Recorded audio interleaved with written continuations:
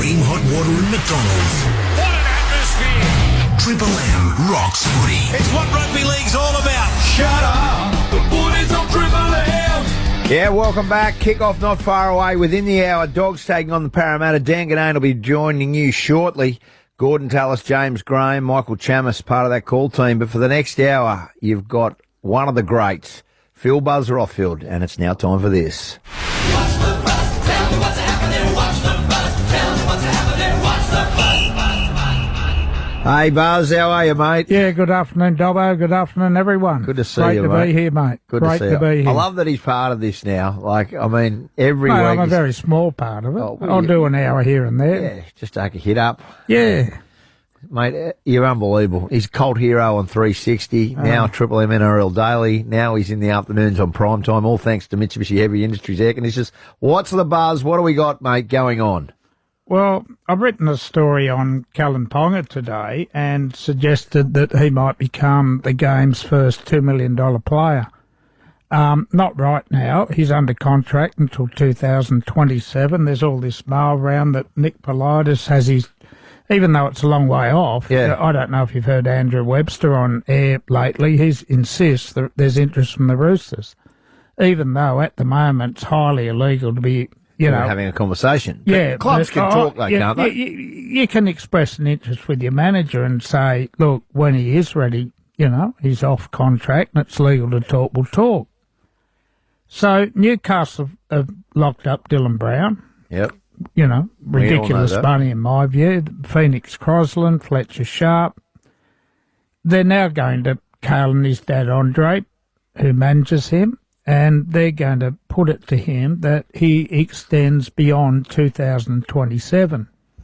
Wow. Now, where I got the $2 million figure from, and I heard Peter Volandis on air with you guys not so long ago talking about doing a record-breaking TV deal, well, that will marry up with a really substantial salary cap increase. And I have a feel if players like Dylan Brown are going to be getting to, 1.3? Yeah, 1.4. I have a feel there's two players in rugby league who will be looking at $2 million deals, and I'm talking Cleary. Ponga and Cleary. Am I right, Jim? Because Ponga comes off at the End of 27. end of 27, so his next deal would kickstart with the new broadcast deal, correct? Yeah. So that sort of marries up pretty well. I think what Ponga brings, he especially with new broadcast rights, with two new teams on the horizon, that is going to drive up the price of the game's elite, and it would not surprise me at all with the way Kalen Ponga's playing, for him to reach that frontier. Yeah, look, he's 26 years of age. He's a really, really great player. He's a champion, a legitimate champion. And the Newcastle Knights probably want to add 4 years to the 3 years, which would probably mean an immediate bump up to make it a bit more attractive to extend. Maybe they'll go from 1.3, 1.4 now to 1.5 straight away, or from next year. Then they'll make it a 7-year deal. Well, Buzz, just on that, so what percentage do you think the salary cap will go up then? Gordy, to say that someone's worth 2. Yeah, Gordy, it's really hard to predict, in the media landscape, what Peter Volandis is going to land with the broadcast deal. Now, the AFL have a $4.5 billion deal over 7 years. The NRL has a $2 billion deal over 5 years. So I'm suggesting we will not just match the AFL with the figures Peter Volandis was talking about on this station an hour ago. He has every right to be expecting more.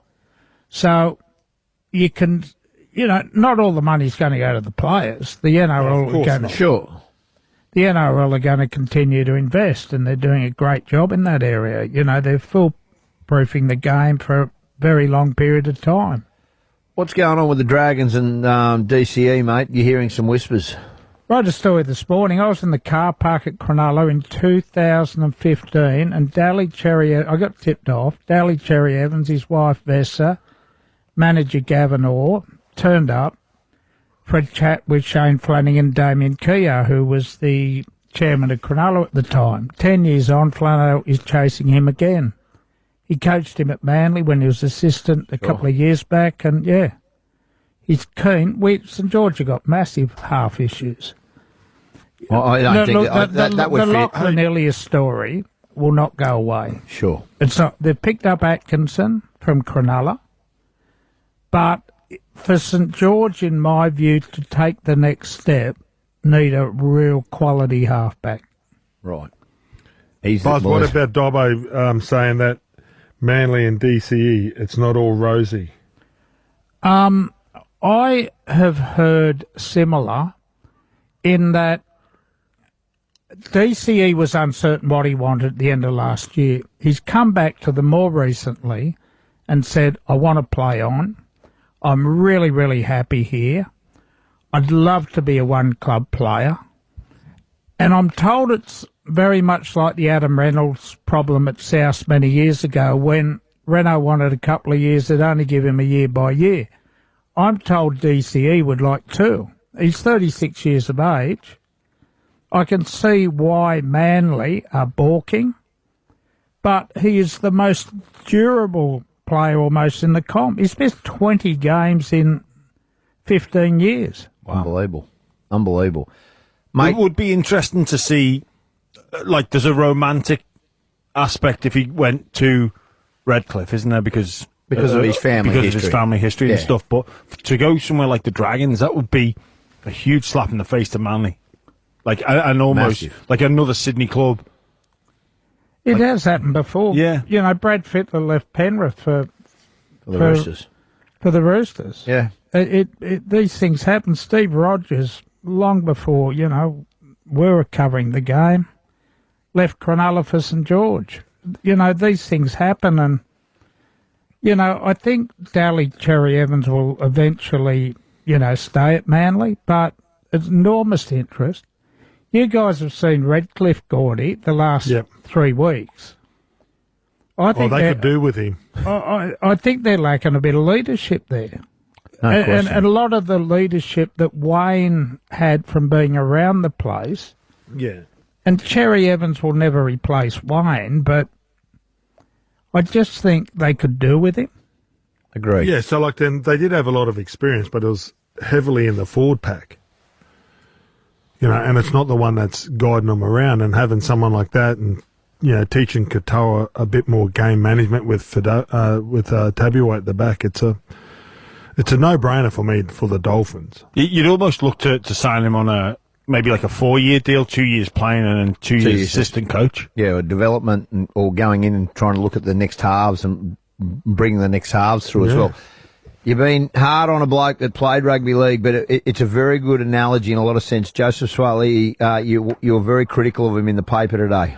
Well, I was. I've compared him to the champion Penrith fullback Dylan Edwards, who both players are out of football with injuries for a month. Sure. Okay, so Dylan Edwards flew to Melbourne last week with the team, sat in Ivan Cleary's coaching box, and assisted the young fullback on debut prepare for the football game. It was a Thursday night. Yeah, it was a Thursday night. Yeah. Yeah. And so what's happened? Why are you up Joseph? Well, I'll tell you why I'm up Joseph, because I think Dylan Edwards showed what a football player and a great football player should do to support his teammates when they're struggling. Now, Joseph got in a plane last weekend, not to Brisbane, where the Waratahs were playing the Reds, biggest game of the year. Are you listening, Dobbo? I'm listening because I just think that if you're critical of Joseph, and you're saying, well, how wonderful Dylan Edwards was. Dylan Edwards didn't have the F1 on that same night. I mean, if on Thursday night you're not judging it. No, I'm not. I'm talking about 2 game nights. And what I'm saying is Joseph Swiley, he should have been in Brisbane to watch his team play. He's learning rugby. Well, did the club want him there? Instead, he went to Louis Vuitton's corporate suite the cars with all the A-listers, the wanker bloody celebrities. Yeah, and You make a mate, valid point. He's on $6 million a year as the face of Australian rugby. Yeah, but he wasn't playing can't for even Australia. go and watch his own team play. No, I think I It's don't. a valid point. Have you watched rugby It lately, actually Buzz? is. Would you want to see? Actually, they're going Touche, to Dan. Touche, Hello. everyone. Yeah, hello, Dan. Look, I don't necessarily agree with you, but I think if it Yeah, was Saturday on Clive, You know Sunday, what? Rugby, You mate. know what? Look That what you Not can go be- rugby, for mate. it now. I don't think he should have ever gone to rugby. I don't even think that. I hate the fact Wasn't that he's not Usman playing Well, rugby. you know Why? what? That Is you an don't Usman- agree has convinced me I'm right. Absolutely Dan, can you convinced take me. over? I've had enough, Before, mate. I need you to hear this because you have inspired, I think, a magic piece of radio that just blossomed out of nowhere. Right. Right. And I wasn't listening properly. You know, when you have something on in the background, I'm listening, but I'm preparing for other stuff I'm doing. And then all of a sudden, just grabbed me. And it was your question to Jimmy about what it's like to be a sports fan. Yeah. Buzz, have a listen to this because we've edited it. Our audio team, Simon and Charlie, we thought we've got something a bit magic here. Just have this is you think Matt Nable's good and he's the standard. Gus's last word, that was the standard. I think we've got a new standard and his name is Jimmy Graham. You want to know what a proper sports fan is? Yeah. It's when your life revolves around the draw. It's the obsessions, Dobbo. It's the depressions. It's referencing your club as us, as we won, we lost, we drew, we need to be better, we're flying, we're going to the grand final, we won the comp. It's the feeling you get when you wake up and you put on your lucky undies because your club needs you. It's watching that sideline conversion like a kid playing hide and seek and you just peek through your fingers. It's seeing your team lose 5 in a row and after conceding 80 points you say, I'm done, I'm never coming back. And you find out, you realise, you go, oh, I'm in Hotel California. I can check out any time I like, but I can never leave. It's your day being ruined, Dobbo, by a training ground injury to your star player, and you're Googling how long to return is a syndesmosis grade 3. It's kids and great-grandkids, grandfathers and great-grandfathers all coming together, all bonding together over a sports club. It's seeing your dad cry for the very first time in your life, Dobbo. That's what it is. It's abandoning your differences, Dobbo. It's abandoning politics beliefs, religious beliefs. It's escaping the tragedy of life and what people have to go through, all for 2 hours of their life, of their week. It's that dreaded feeling of getting a wedding invitation and the date's in September. And you're going to have to face the music about why you can't go because your team might be playing finals. And you know what else is being a sports fan, Dobbo? Turning up after seeing your star player sign for the richest deal in NRL history and booing them. Booing when he runs out, booing on his first touch. You're going to boo him next week and you're going to boo him even more next year and you're going to boo him for the next 10 years. It's that gut-wrenching feeling of the realisation that maybe for them it's not the same, that it's about money and that loyalty is dead. And Dobbo, being a sports fan, if you have to ask the question, then you will not understand the answer, my friend. That is unbelievable. Yeah. And well done to you, Dobbo, for inspiring that, because without you needling him, we wouldn't. Did you script that? That is incredible. I made plenty of notes. He I've been wrote working on it in the week. Yeah. For the whole week. He wrote it himself. I will give him credit. He well, wrote it himself. You know what else being a sports fan is? So, Buzz's column in the paper, usually you have to wait till Sunday. Now, the sports fan, they put it out early, right? 7:30 last night. I think it comes out even earlier. So, you're at the family barbecue and you sneak off because you want to read Buzz's column. I'm doing this last night. I was going to message him and say, mate, don't be doing this to us. So one of the things is the swoosh, the shush, sorry. The shush. Which multi-million-dollar forward, it's not hard to guess who in brackets, is fighting to save his career at an NRL club after a sluggish start to the season. I'm like, no. It is hard to guess who. I'm like, Buzz, you're teasing me here. Who is at it, Buzz? 6 o'clock on a not gonna Saturday say. night, I'm trying to figure out in my brain who this forward is. That's what being a sports fan is, Dobber, but you wouldn't understand. Get away. All right. Hey, can I just say, I listen I reckon to Buzzy Jimmy. might play for Parramatta. No, he doesn't, Gordon. He doesn't. Hey, I was listening to your stuff. It was brilliant on the way in. It reminds me of my own story I want to tell. Yeah, people know I'm a long-time Sharks fan. I'll never forget, it was back in 2011. This is how dirty you get as a fan when, something upsets you, disturbs you. And that Blake Ferguson, we had about 10 weeks to go, and he signed with the Canberra Raiders, which players do, and you don't blow up. But he was interviewed in the Sydney Morning Herald, and he spoke about the reason he wanted out. And he said he was going to Canberra because they could win a premiership and Cronulla couldn't. So Shane Flanagan had just taken over from Ricky Stewart as coach. And I rang Flano, and I said, why are you picking this bloke in the team? There's only 10 weeks to go. He doesn't want to be here. He said we're no good in the paper. He reckons Canberra better. But Flano kept picking him. So you know what I did? I boycotted the last 8 weeks of the season. I had a season and just refused to go. Because of Blake Ferguson. Well, mate, I get it. I am get not it. going to sit, as Was he it because you gave the quote explained. to Oh, the that's Herald? exactly what I was going to say. Was it because he spoke to the Herald, not the no. Telegraph? I'm trying to back up, Yeah, what's as a happening? fan, not a journo at the moment, what it meant to me that there Oh, was Dobbo will someone never wearing get the it. Cronulla jersey who didn't think we could win the comp. And it cuts you that buzz That's because it. I'm on your it cuts side. you because you're like, hang on, why don't they love the club as much as I do? I don't know how old you are, Buzz, so let's keep that to ourselves. Yeah, Right? 66, But in 40. 2016, you got it tattooed. Yes. He's got a Sharks tattoo as well. Yeah. He loves them. So, Dobbo, which one of your 7 clubs do you have a tattoo of? We're taking a break. Dan's taking over.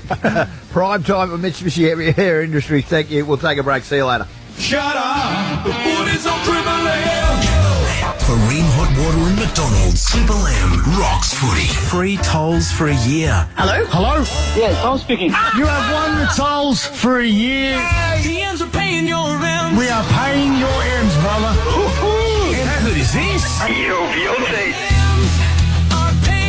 your rent. Triple M's Pay Your Ends. Free tolls for an entire year. Tolls for a year. Exactly. The Triple M toll booth opens with Triple M breakfast tomorrow. Let's do it. And right across the day. The ends are paying your rent. On 104.9 Triple M.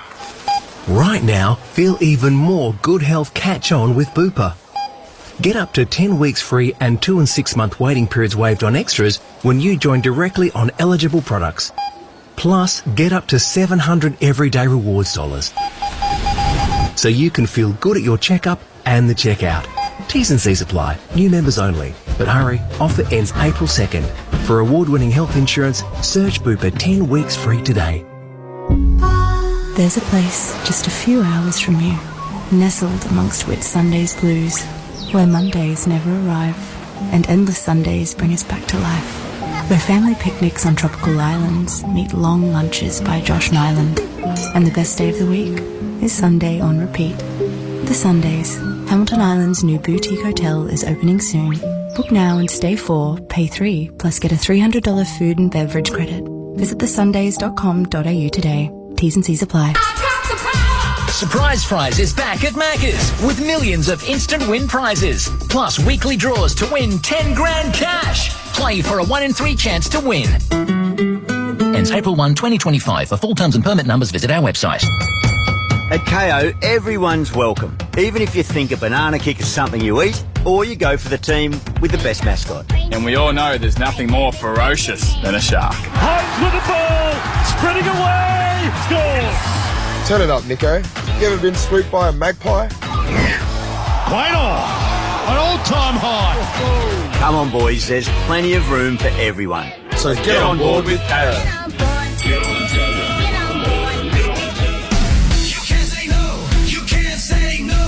Jump on the bandwagon and taste the new CC's 4 and 20 flavours.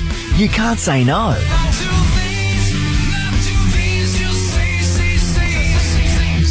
Rochelle Charles was murdered and her killer has never been caught. Join me, Ashley Hansen, cold case specialist Damien Loon and Rochelle's sister Christy for Dear Rochelle, a new true crime series. Visit dearrochelle.com.au.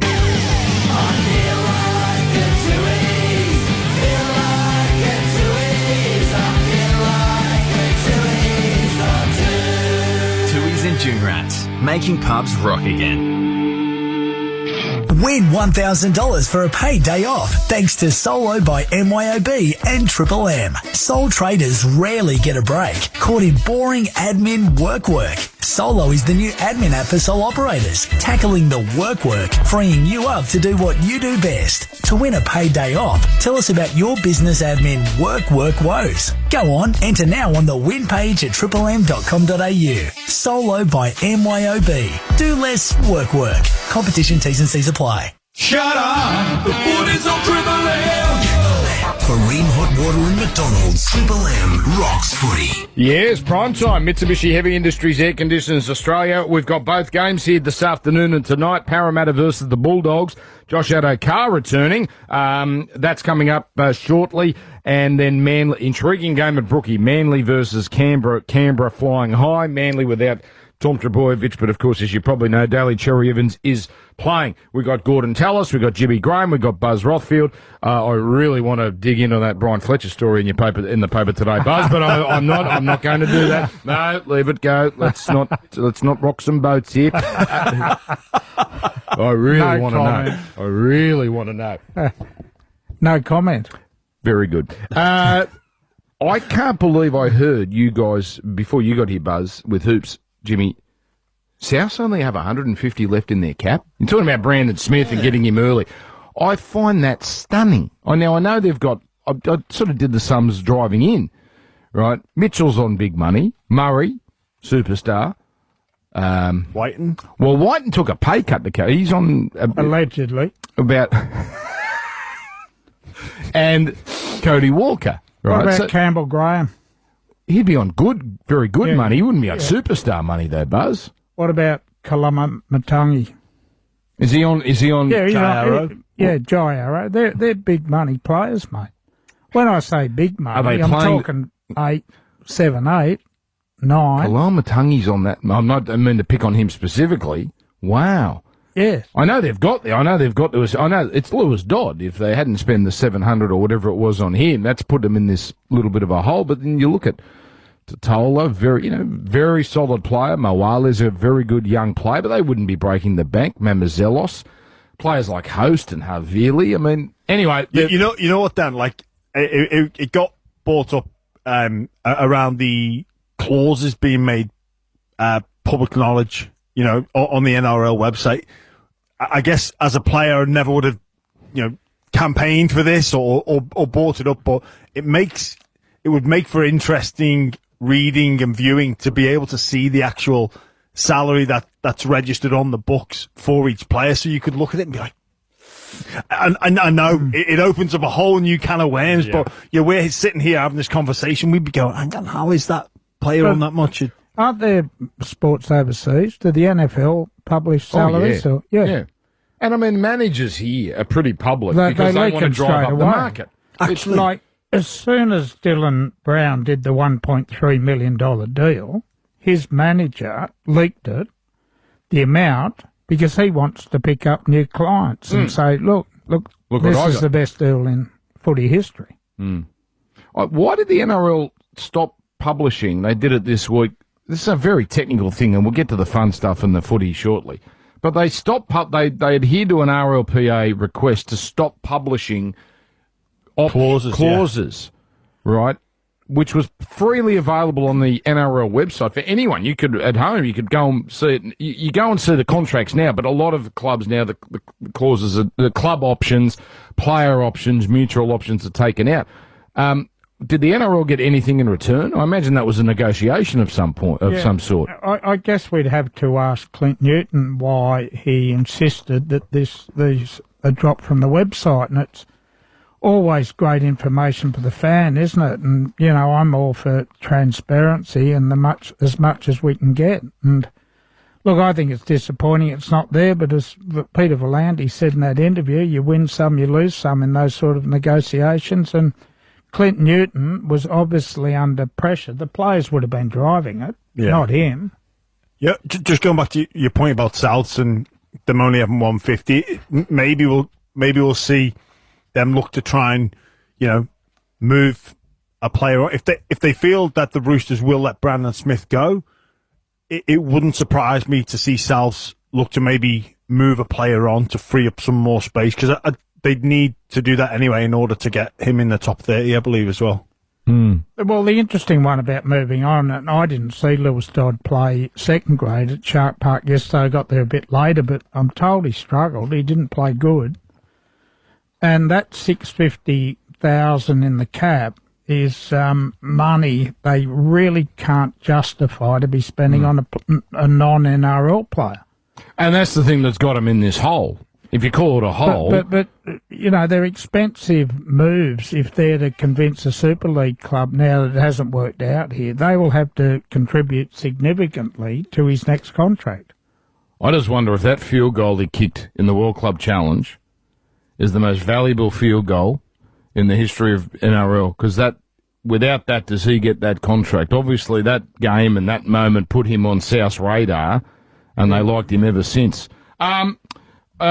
You talked about this, so I won't touch on this for too long, but I love the piece in the paper today, your paper, Buzz, that Peter V'landys and the NRL fighting back against the WA media. The WA media is an AFL suck, led by Kerry Stokes, Channel 7, right? And the West Oz, the paper there, is owned by Kerry Stokes, Channel 7. Obviously, he loves AFL. AFL very big on Channel 7. And I thought good for V'landys and good for them for calling it out, because there is most definitely, well, there's some strange things they've requested, like an entry fee. There's definitely a campaign that has been run in the West in the lead up to the election and since against the NRL. I spoke to someone with a lot of clout in WA probably 3 or 4 weeks ago. Kerry Stokes doesn't only run the newspaper and the television network over in Perth, he also runs politics. He runs the town. The Premier is scared of him and what might happen if he loses Kerry Stokes. And I've been saying ever since that the biggest danger to the NRL going into Perth is Kerry Stokes, in that he loves AFL. They've got 2 well-established AFL clubs set up there now, and he is not going to want anything that not will challenge them crowd-wise, but eyeballs in the all the AFL states, and the fascination around a rugby league team. And so it's a hurdle the game's got to overcome. They're not serious, the NRL, are they, about wanting $120 million entry fee? Surely that is a negotiation tactic. They've never charged that before. Is this a negotiation tactic to get everything else they want through? Look, it's interesting, hearing Peter V'landys talk about how he feels that, a rising tide raises all ships, and by having an NRL team over in Perth would do that for all sport in Western Australia. But usually when people oppose that idea, it's because of the threat of the quality of the product that will be coming in, and I think we could be a victim of our own success with just how good the players, the clubs, the athletes are. The quality of the product is incredible at the moment for the NRL. It just keeps on getting bigger, better, stronger, tougher, faster, and it's a magnificent product. I think that hearing V'landys speak, that's where we want to be. If a fee's never been charged before, maybe it is just a negotiating tactic. It's interesting, these things, and it's crazy. Politics are coming into this. Like, just give us a team in WA. Don't be selfish. But it's a fact of life, and the reason Peter wants to get good coin out of this, because he needs the 17 clubs on side to make this happen. And with PNG, $600 million came from the Albanese government over 10 years. That's such a one-off, though. Yeah, I know, but any new side that comes into this competition has to have a commercial case that will satisfy a whole-of-game scenario. which is not just the NRL, it's the other clubs as well. See, NRL clubs aren't like AFL clubs. And I did a piece in my column recently, Jim. The annual grant, every NRL club gets $17.5 million. That's $5 million over the cap. You know, in the AFL, the Gold Coast Suns and GWS Giants get $31 million a year. Yeah, they prop up the poor clubs. But the West Coast Eagles get $16 million. The Adelaide Crows get $6. So they're getting double their money. But our NRL clubs are blowing up now about PNG having a tax haven where they can offer players tax-free jobs. We're not together, you know. See, I think it'd be a great thing for rugby league if we said for 1 year, let's give the Titans an extra $5 million over the top. Let's do the biggest marketing blitz ever on the Gold Coast. Let's pack that stadium out every single week. No one on the Gold Coast will not know we have a professional rugby league and you should come and watch us. Yeah, you know, private ownership that's kills what they're doing. That's what the AFL are doing for theirs. We have private ownership, Buzz. You can't favour one club and here's an extra this. Marketing's different. You could justify that. And you go to the Gold Coast, it's all like... The NRL spends the marketing money. Well, I can't argue with that. Because you go to the Gold Coast, you spend time there, I spend some time there, it's all AFL. All you see is AFL advertising. Well, Victorian retirees. They are. All right, let's talk footy. Parramatta, Canterbury on the other side of this. You sure don't want to talk about that Flett story? Triple M. He's getting more money than you, I'll just say that. That's not breaking news. Triple M rocking Sunday footy here on a round 3 Sunday afternoon. Parramatta and Canterbury coming up shortly. Mitsubishi Heavy Industries Air Conditioners Australia bringing us prime time. Shut up! The footy's on Triple M! For Ream Hot Water and McDonald's, Triple M rocks footy. Free tolls for a year. Hello? Hello? Yes, I'm speaking. You have won the tolls for a year. The Eels are paying your rent. We are paying your ends, brother. How good is this? Triple M's Pay Your Ends. Free tolls for an entire year. Tolls for a year. Exactly. The Triple M toll booth opens with Triple M breakfast tomorrow. Let's do it. And right across the day. The Eels are paying your rent. On 104.9 Triple M. The mailbox. A statue of suburbia that sees all, including tradies trying to use mailboxes to grow their business. One day they're posting fridge magnets, pamphlets the next, even SEO, whatever that means, the mailbox doesn't care to know. Start with high pages. They yell, You get more jobs. if not for the junk mail just stuffed in their mouth. Tradies, to build your business, Start with High Pages. The Amazon Big Smile Sale is live now. Shop epic deals on electronics, home, toys and more. Plus get free delivery on eligible orders over $59. Exclude select remote areas. Shop amazon.com.au. Hurry, only 1 week until the Yoka Challenge is in town. The ultimate obstacle course experience for everyone. From 100 metres to 5K plus the high-speed pursuit event. Yoka Royale, March 29th and 30th, Penrith Regatta Centre. Book now, yohka.com. You don't have to stop listening to Triple M when you get out of the car. Listener goes everywhere you go. Just pick your device and don't miss a beat. From the car to your phone to your computer. Keep listening to Triple M. Plus, discover hundreds of original podcasts and stream music stations to suit your mood. Anywhere. Open your ears to a whole world of audio. Download the free Listen app now to get started. Listener. With NRMA Insurance, you could enjoy our multi-policy discount when you take out 2 or more eligible policies. NRMA Insurance, a help company. Discount applies in tiers based on the number of eligible policies. Maximum tier reached at 9 eligible policies. Visit nrma.com.au/customer-discounts for more info. Discount may be subject to minimum premiums. Always read the PDS. PDS and TMDs available from NRMA Insurance at nrma.com.au. Hop to it this Easter with Kmart's low prices. Our new catalogue is chock full of value and fun for everyone. Shop decor, dining and more, plus Easter egg hunt essentials from just $1. Kmart. Low prices for life. Win $1,000 so you can take a paid day off thanks to Solo by MYOB and Triple M.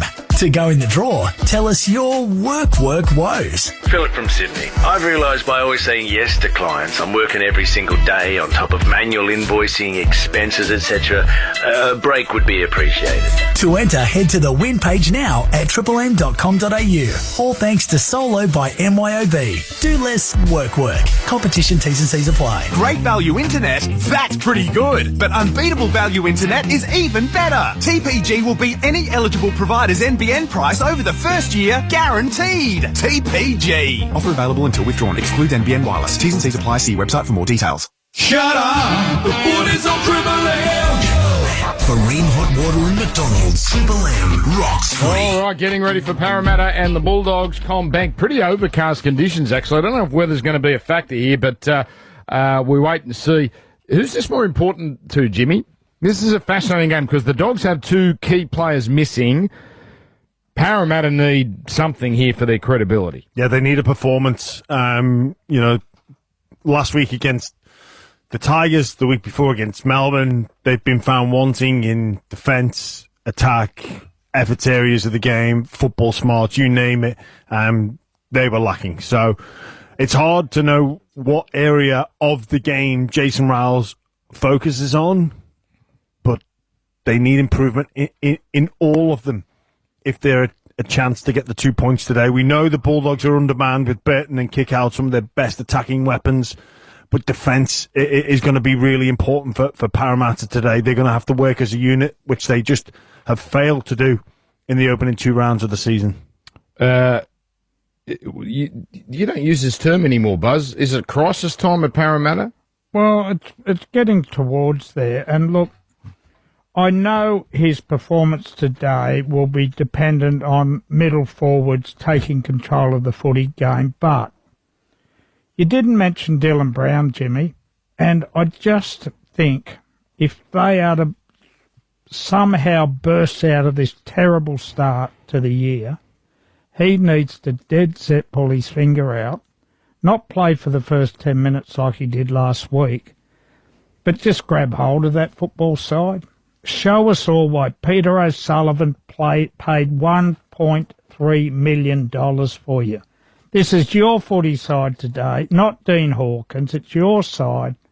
That is their only hope of springing an upset, even though the Dogs are undermanned. I'm looking at a lot of changes here for Parramatta. Adokar in for Sean Russell. He's in against his old club. Brendan Hands moved out, and Joey Lussick is in, and Kidione Kautonga, who's only played 4 first-grade games, starts in the front row. Joe Offahengawi back to the bench, so they've mixed things around there. Canterbury, Bailey Hayward named in the number 6 role. So Tilly Tupanua has been fantastic, so he's in off the bench. Although I see here it looks like he swapped. Have I got this right, Charlie? Yes, Daniel Saluka Fafita is going to start the game, and Tupanua, where he's Sean, is going to come off the bench here. Their record, Jimmy, without Burton, he hasn't missed many games for the Bulldogs. He's only missed 3 games since 2022 when he joined. 1 win and 2 losses, so I probably can't read anything into that. Are they vulnerable today? Yeah, well, they lose, obviously, a lot in attack, but, you know, when I've watched the Bulldogs, they've missed key players before. Like, they went up to Brisbane last year without Stephen Crichton, and nobody gave them a chance. And their attack was sensational that day. But the Bulldogs, they're about their defense, and it's their system in defense. So you've got to trust in that system. They've still got enough, I believe, to get the victory here today against a Parramatta team that are down on form. The Bulldogs are. You know, they have a reputation of being difficult to break down. I look back at Parramatta's attack last week against the West Tigers, and it wasn't until then we called that game the 79th minute until the Parramatta Eels scored, but it wasn't until then that they even looked like scoring. They didn't create any opportunities, any 2-on-1s, barely a line break that I can recall that looked like it was going to lead to something. So, you know, what can change in 7 days, I just don't know. But the Bulldogs have got to go there. I think it's upstairs and maybe not having Kikau and Burton just focus us in, okay, that Parramatta are a little bit closer now, we're missing those players. So you've got to imagine they're going to be fine-tuned mentally. And the Bulldogs, 2-0 to start the season, they want to keep that run going, obviously. And then they're not just missing those two key players we talked about. Sam Hughes is out, and Jacob Kiraz is out for another maybe week or two. So they're nowhere near full strength. Toby Sexton brings up his 50th game for the Bulldogs. But they're just so consistent, Canterbury. That's what they've been the first...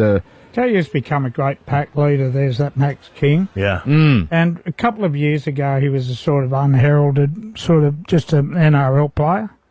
I think he's sort of half an enforcer now. He puts authority into that football side with his big, powerful charges. And, you know, he's a really, really underrated, underappreciated player in my view. And then you got the workers. You got guys like Preston and Salmon, and they got Class. You got Crichton and Cherry. And Josh Curran as well does a fantastic job. Yeah, I was surprised to see the Warriors allow him to come over to the Dogs, but he's been sensational. And you were talking about their defence, Jimmy, and their coach, Cameron Ciraldo, was the Minister for Defence at the Penrith Panthers. And there's probably no coach in the game more technically advanced on coming up with these structures to break down football rivals in the manner in which Cameron Ciraldo can. So, you know, Parramatta, you know, outside, what side's Lomax and Crichton on? Are they going to come one-on-one? I'm just trying to think there, but... Lomax has been on the right. Yeah, and Crichton... But what I'm saying is that... Crichton's usually the right too, so they'll be opposite. Yeah, they'll be opposite. But what I'm saying is that Zach Lomax, apart from Dylan Brown having something to show this afternoon, I think like Zach Lomax need to show the NRL that he's a centre three-quarter and not a winger. I think he's been disappointing. But it's very hard to point the blame at these players when their engine room keeps getting overpowered each and every week. Sorry, Dan, just looking at this game, and you know, think back to that game against the Dragons, the Bulldogs, they brought on Tupanua, Capeman and Harry Hayes, and that was the turning point. That blew them away, and you know, I was raised an eyebrow when I saw Tupanua not starting when the teams got released at 3:00. And then I realised that's that same bench that came on, and just the importance of that injection of quality. Let the lads that get out there and start, your Sasuka Fafitas, your Salmons, let them just wear that opening exchanges, and then bring on the Tupanuas. Kent Manley was sensational every time he enters the field. He's just re-signed. That's a huge coup for the Dogs. So that's where I think is a pivotal moment. Open exchanges are normally pretty tight, back and forth, set for set. And then those three will come on and hopefully change the game for the Dogs. All right, we're going to take a break. One more, and then we get much closer to kick-off here. Not a huge crowd, but that's often the case here until very late at CommBank. I wonder if there's going to be more Doggies fans here than Parramatta fans, which would be a little embarrassing for Parramatta. But it's not, you know, it's not that far out of the way for Canterbury fans, and their fans are humming at the moment. Triple M, rocking Sunday footy. We do it for Ream Hot Water and for Macca's. Shut up! The footy's on Triple M! For Ream Hot Water and McDonald's, Triple M rocks footy. Free tolls for a year. Hello? Hello? Yes, I'm speaking. You have won the tolls for a year. The ends are paying your rent. We are paying your ends, brother. How good is this? Yo, Beyonce. Triple M's Pay Your Ends. Free tolls for an entire year. Tolls for a year. Exactly. The Triple M toll booth opens with Triple M breakfast tomorrow. Let's do it. And right across the day. The ends are paying your rent. On 104.9 Triple M. A person makes the time for what they love. And we make the space. 1-800-GOT-JUNK makes the space. We make the space for possibility. The space for yoga. The space for lifting weights. The space for dancing. The space for living your best life. And what does a person need to do to make all this happen? All you have to do is point.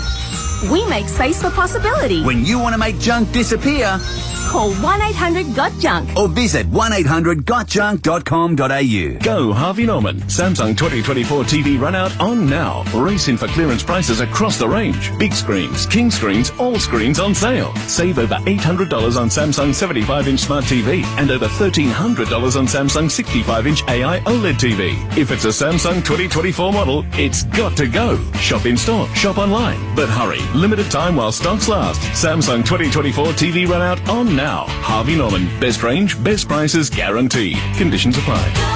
Han Ultra, a beer with 0 carbs, which makes it ultra good. Best served ultra cold, after some sort of ultra-curricular activity. Han Ultra, 0 carb, great taste, how good. Less than 0.5 grams of carbs per serve. Drink responsibly. Machinery House, your one-stop machinery shop. The Hare and Forth Machinery House Mega March sale starts Monday, March 10. This is your chance to save up to 30% on more than 4,000 products. Save on the latest woodworking, metalworking, workshop equipment, lathes, mills, drills, bandsaws and more. Get into your jam-packed local store or shop online at machineryhouse.com.au. Sale starts March 10. Hare and Forth Machinery House, your one-stop machinery shop.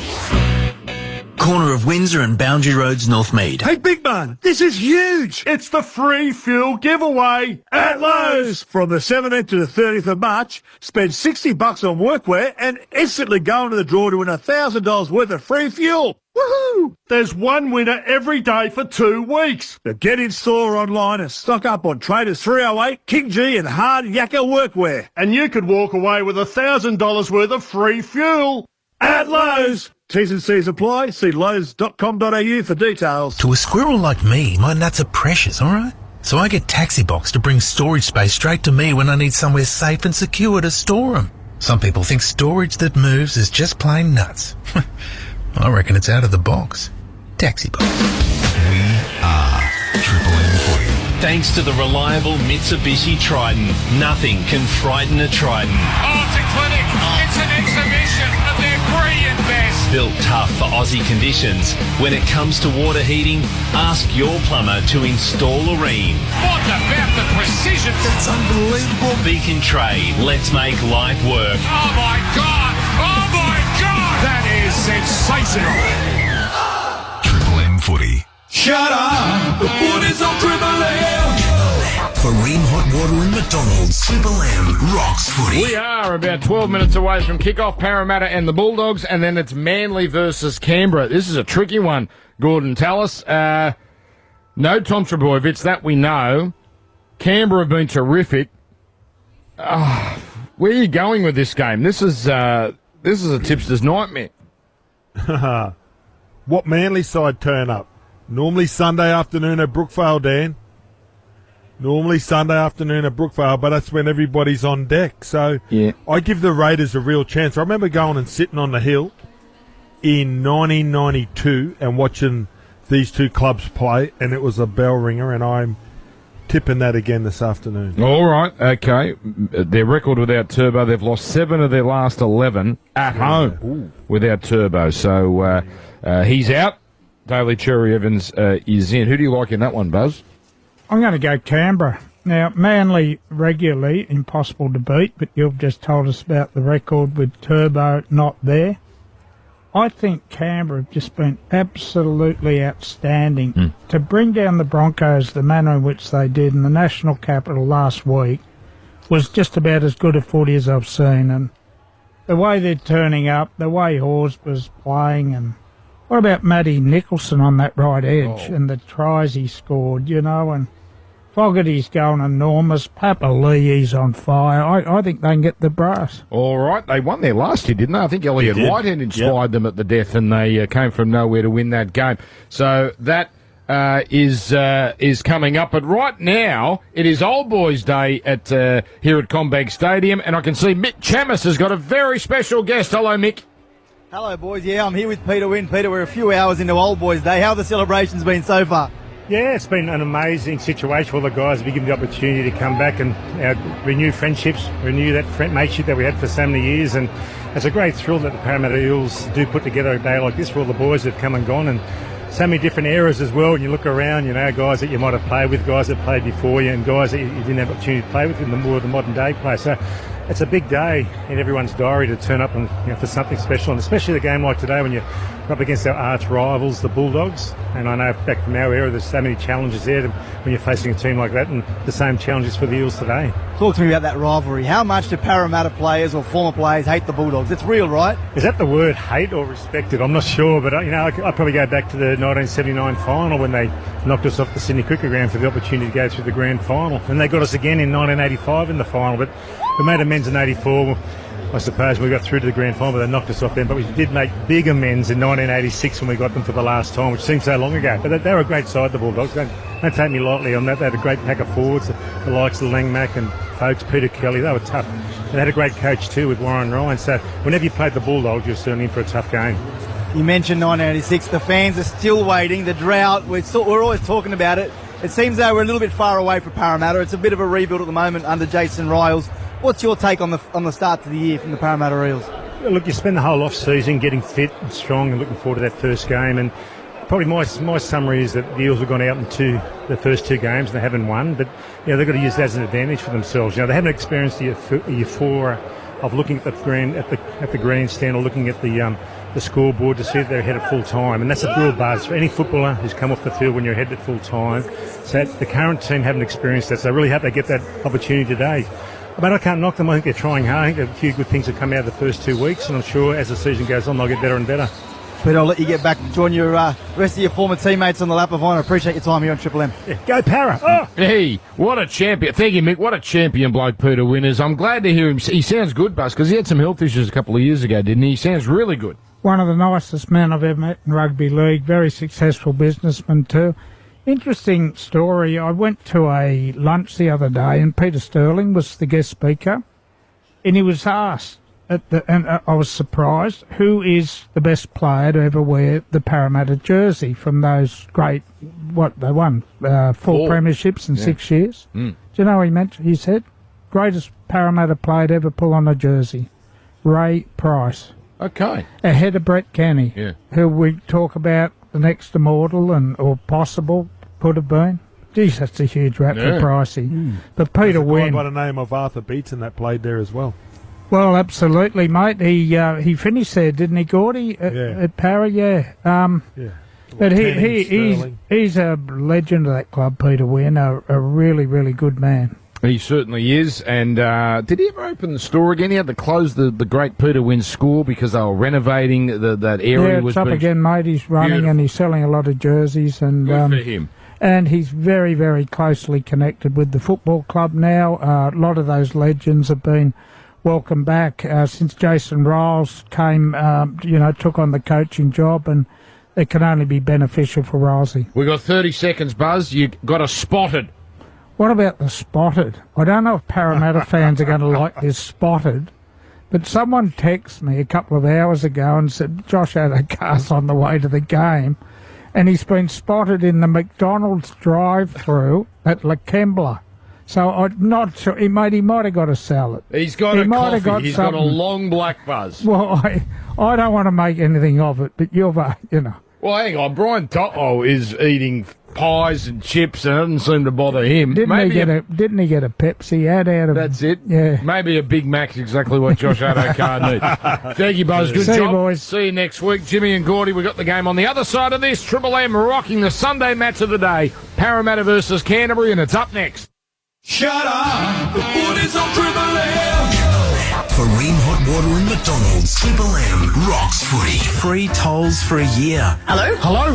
Yes, I'm speaking. You have won the tolls for a year. The Eels are paying your M's. We are paying your M's, brother. How good is this? Triple M's Pay Your M's. Free tolls for an entire year. Tolls for a year. Exactly. The Triple M toll booth opens with Triple M breakfast tomorrow. Let's do it. And right across the day. The Eels are paying your M's. On 104.9 Triple M. Back your business with Energy Australia's dedicated team of energy experts and get a great deal on your business electricity. Find out how at energyaustralia.com.au. Here's the deal. You're busy, very busy, which means you haven't given food much thought. And worse, hunger is fast approaching. What do? A, cry for help? Help! Or B, tuck into a tasty ready-made U-Foods meal. U-Foods meals are delivered fresh, no prep needed. Just heat, eat and enjoy. So when what to eat feels like another thing on your plate, remember, we've got a fix for that. Get your fix today with U-Foods. With NRMA Insurance, you could enjoy our multi-policy discount when you take out 2 or more eligible policies. NRMA Insurance, a help company. Discount applies in tiers based on the number of eligible policies. Maximum tier reached at 9 eligible policies. Visit nrma.com.au/customer-discounts for more info. Discount may be subject to minimum premiums. Always read the PDS. PDS and TMDs available from NRMA Insurance at nrma.com.au. The irons that created the players' distance category just got better. The new tailor-made P790. More speed, more consistency, with a 24% larger sweet spot. Available now. We take pride in our commitment to quality broadcasting. That's why we endorse the Commercial Radio and Audio Australia Codes of Practice. These essential guidelines ensure that our live entertainment, news and current affairs uphold the highest standards. Registered by the Australian Communications and Media Authority, these codes keep us accountable to you, ensuring all content is suitable for your ears. Want to learn more? Reach out to us at the station for a copy or download it directly from the Commercial Radio and Audio Australia website at commercialradio.com.au. How do you feel? I feel like a Tooheys. The game's on, the team's ready, and it's time for a Tooheys. Whether you're cheering on your team at the stadium or watching with mates at the pub, nothing beats the legendary refreshment of Tooheys. Proudly born right here in New South Wales, Tooheys is all about the spirit of bringing people together, whether you're celebrating an epic win or commiserating a crushing defeat. So next time you're at the pub or bottle shop, grab a Tooheys and raise a glass to the team that's bringing you together. Drink responsibly. To the hard workers out there, you're halfway through it. Only a few hours before you knock off, put your feet up, maybe have a cold one. Till then, just know at Cbus, we're working hard too, securing you a retirement to look forward to. Cbus Super, making hard work pay off. Past performance is not a reliable indicator of future performance. Read the PDS and TMD to decide if Cbus is right for you.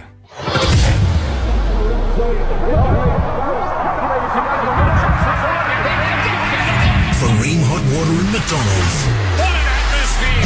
Triple M rocks footy. It's what rugby league's all about. Shut up! The Bullies on Triple M! Indeed, overcast conditions here at Combank Stadium. The old boys have just about finished their lap of honour. They're getting ready for a guard of honour. It is Parramatta and the Bulldogs, and it's right after this. Hey, almond latte, extra shot, extra hot, thanks. Sure thing. That's $8.90.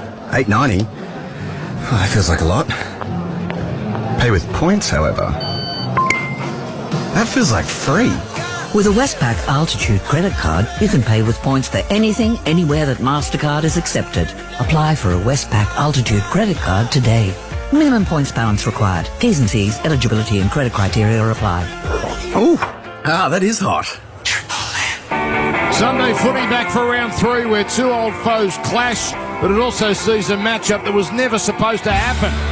Josh Addo-Carr was such a big part of the Bulldogs' revival until September when he went back to get the phone charger. Now he wears blue and gold. Whatever happened that night, whatever happened in the days following, Addo-Carr is now an Eel, and it seems somewhat fitting he makes his Eels debut against the club that showed him the door. And boy, Parramatta need him. 0-2. But today presents an opportunity. The Dogs without Burton and Kickout as they try to go 3 from 3. Parramatta and Canterbury. This is Sunday footy on Triple M. So the Guard of Honour now is being formed here. We never get stats, Jimmy Graham and Gordon tell us, on Old Boys Day. We always have this perception that it lifts the team, whoever is being celebrated here. I'm not sure that's quite the case. Maybe it'll be the case today. It's an interesting one, isn't it, with Parramatta and some of the legends that have played and represented their club and won premierships there, and just how much it shadows over this current crop. But no, they should be inspired by the former legends coming to cheer them on this afternoon. I would have to think, Gordy, Jimmy's right. It's the biggest shadow of any club. Yeah. Like the Broncos haven't won one for 19 years, but you don't hear that sort of around the necks of the current day players. But Parramatta, right when you played, Gordy, it was always, we haven't won since 86. We haven't done it since the 80s. It's always been that thing that's helped. I wouldn't say that's what's held them back, but it hasn't helped. No, absolutely. And they've always been judged on that great Parramatta era of the 80s and so many wonderful players. But I think Old Boys Day does lift some certain clubs. I'd say Newcastle are better on Old Boys Day. That's I the think big one. Manly, mate. I think Manly on their golden oldies. I think that's another one. But it all depends what relationship the club has with the Old Boys. Indeed, but we've got plenty of old boys here. In fact, Mick Chamis, let's go to you on the sideline because you've got a better view than us. Who is forming this guard of honour? And hello to you once again. Hello, boys. How are we? Yeah, look, it's a pretty interesting spectacle here down at CommBank Stadium. It's a Parramatta home game, boys, but you wouldn't know it. I'm telling you, it's probably 65-35 Canterbury fans from what I look around. It's they're obviously flying, they're doing well, and Parramatta, it's been a disaster to start the year, and it's reflected in the cloud. Hopefully there are a few trickling into the ground late, but I'm just trying to have a look at the guard of honour at the moment. Is that the great Mick Villa over there? There's a few. Obviously, we spoke to Peter Wynn earlier. But yeah, it's a celebration for Parramatta, and hopefully for the club it finishes that way because there hasn't been much to celebrate the first couple of weeks. And this might happen more than once, Mick, where it's Parramatta's home ground, but they're outranked in terms of fans because the Tigers play here on Easter Monday. I'm pretty soul-destroying that. Your home ground. Yeah. And now that Easter Monday game is a Tigers home game officially, but it is Parramatta's home ground. The way the Tigers are pumping, and those fans are going to come out in full. That game should be at Homebush, by the way. That could get 50,000 or 40,000 plus just on Tigers fans alone. But anyway, we're here at beautiful CommBank on Easter Monday, where we love coming. But that's then. This is right now. Bulldogs fans. It certainly is a blue and white crowd here. And they've used this ground obviously as their home as well, and it's not that far away from heartland of the Bulldogs. And crowd always gets in late here. It's been overcast all afternoon. We'll see if it does open up. Hey, Dan, is this, for the Queensland listeners, is this a massive rivalry between these two clubs as the Bulldogs? Jimmy can answer that. No, it is. Good friend of mine, Tony Hayek, he is a Bulldogs tragic, hates Parramatta, bans, he runs a business, Blue Wealth Property, and he banned the colour yellow. He is not allowed in the office. Well, that's a bit nuts. Because, that's what sports fans do. That's what being a sports fan is all about. All right, Bulldogs are out there. Connor Tracy, Blake Wilson, Ronson Cherry, Steve Crichton, Marcelo Montoya, Bailey Hayward the 6, Toby Sexton the 7, Max King, Reid Marnie, Josh Curran are the front row. Jamin Salmon is in the second row, so he's starting. Jacob Preston is starting. They're the second rowers. Saluka Fafita named in the 13 role, but he's wearing 16. Tupanua, Mann, Hayes and Moran make up the bench. Here come the Eels, and out they come. Isaiah Yongi, the fullback. Josh Adokar and Jordan Samrani are the wingers. Will Penasini, Zach Lomax are the centres. Dylan Brown, the 6. Dean Hawkins gets his first crack at the number 7 jersey for Parramatta. Jack Williams, Joey Lussick and Junior Barlaw are up front. Sean Lane, Kitione Kautonga and Jermaine Hopgood the back row. Joe Offahengawi, Riley Smith, Matt Dury and Sam Tuivaiti make up the bench. Gordon, tell us your tip, please. I think the Dogs. The Dogs in a tight one. Okay, Jimmy Graham. Yeah, I'm with Gordy. I think it will be close, but I think Dogs should just have a slight edge. All right, so it's Parramatta looking set to receive here. Canterbury running to the Leagues Club end in this first half. And off we go. Sunday footy for round number 3. The first of 2 games. Manly, Canberra on Triple M a little later. Barlaw crashes. That's the hardest run a Parramatta player's made in 3 weeks. A beauty. But he's stopped here by King and also Josh Curran. Now they work it up towards centre field here, Parramatta, as they run towards the southern end of the field. Lomax doing some hard meters here, and he'll play 1986 style jerseys Parramatta are wearing. Geez, they look good. Now it's Hopgood working it upfield, where he's collected primarily by King.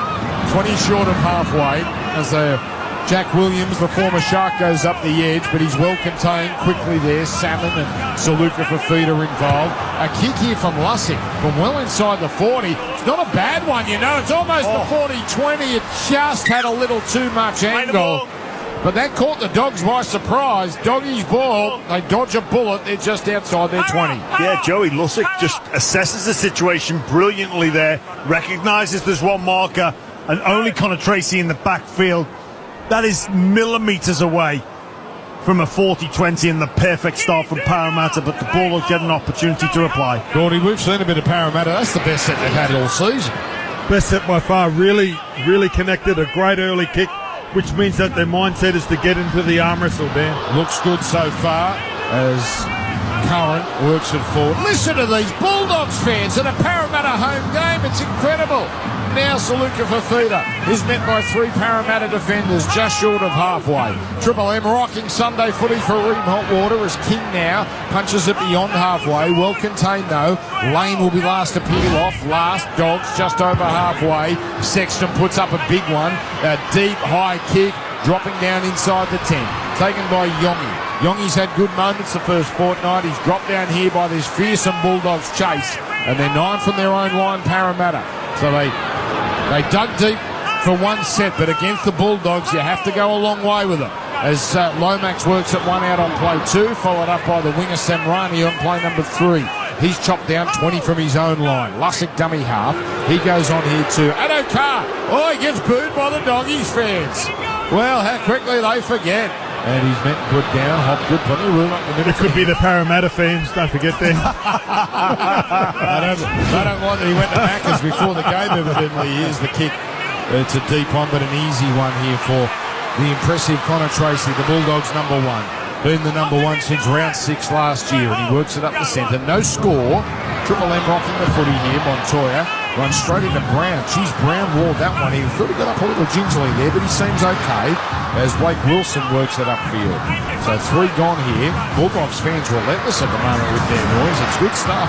Crichton now carries it on the right side of the field into Sean Lane, stopped on halfway. Play back to Marnie, the former reel, giving it to Salmon. Bit of room for Salmon.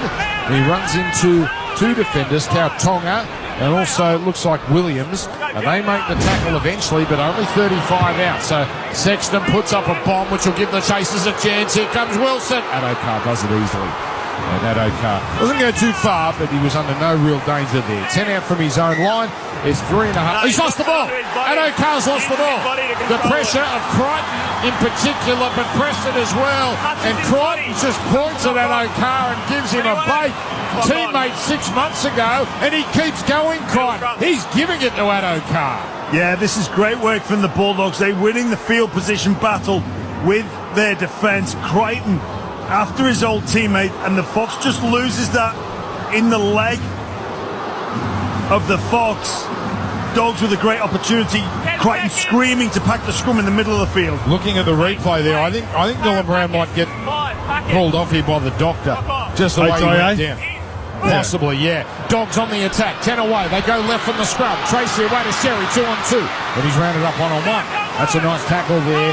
The Parramatta winger Samrani. Back infield it comes. Dogs running to the northern end.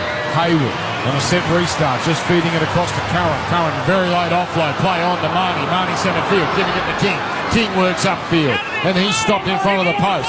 8 away the Bulldogs. They look to go right, and that's where they go. Salmon away to Sexton, turns it into the hard-running Preston. Well contained. Barlaw there, along with Lane, as they open up the left. Tautonga is going to be the decoy as it goes to the middle to Salmon. Salmon to Hayward, turns it into Curran, changing direction, but straight into Hopgood. Quick play of the ball.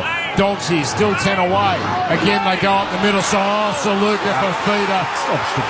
Must be an obstruction, or else that is a horrible bit of defence by Parramatta. They just let Saluka Fafita stroll over. Well, for 5 minutes they are up for it. If that counts, that's a shocking bit of defence. 4-0. Well, 3 times in the set, they dropped the player underneath. We just need to check on the position of Reid Marnie here. Oh, hopefully not Jack Williams. That's a really poor one-on-one from him. The Parramatta middle forwards got tested there. They dropped under Jacob Preston on one play. They went back and dropped under Josh Curran on the next. Saluka Fafita just testing out some, fresh defenders just with a little bit of fatigue. I personally was worried that Reid Marnie was in the way, but that's just poor defence. Yeah, Reid Marnie could have got a little bit better, but he didn't. He didn't get in the road. Maybe obstructed the view a little bit, but that's a try for me. But it was a well-constructed set from the Dogs. They kept on turning the little guys under, finding their front, moving the line around, and then the big fella just gets on the tram line, doesn't he? And stop me if you're good enough.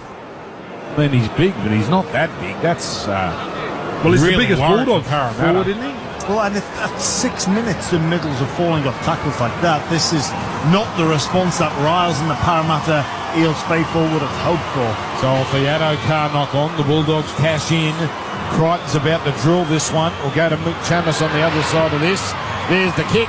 Canterbury 6-0 after 6 minutes. That is on the Beacon Trade scoreboard. It's Triple M Rock Sunday Footy. Westpac's back, bringing the footy. From the excitement of the Westpac Red Zone to supporting female pathways, making a real difference in the women's game, helping to shape our NRLW stars of the future.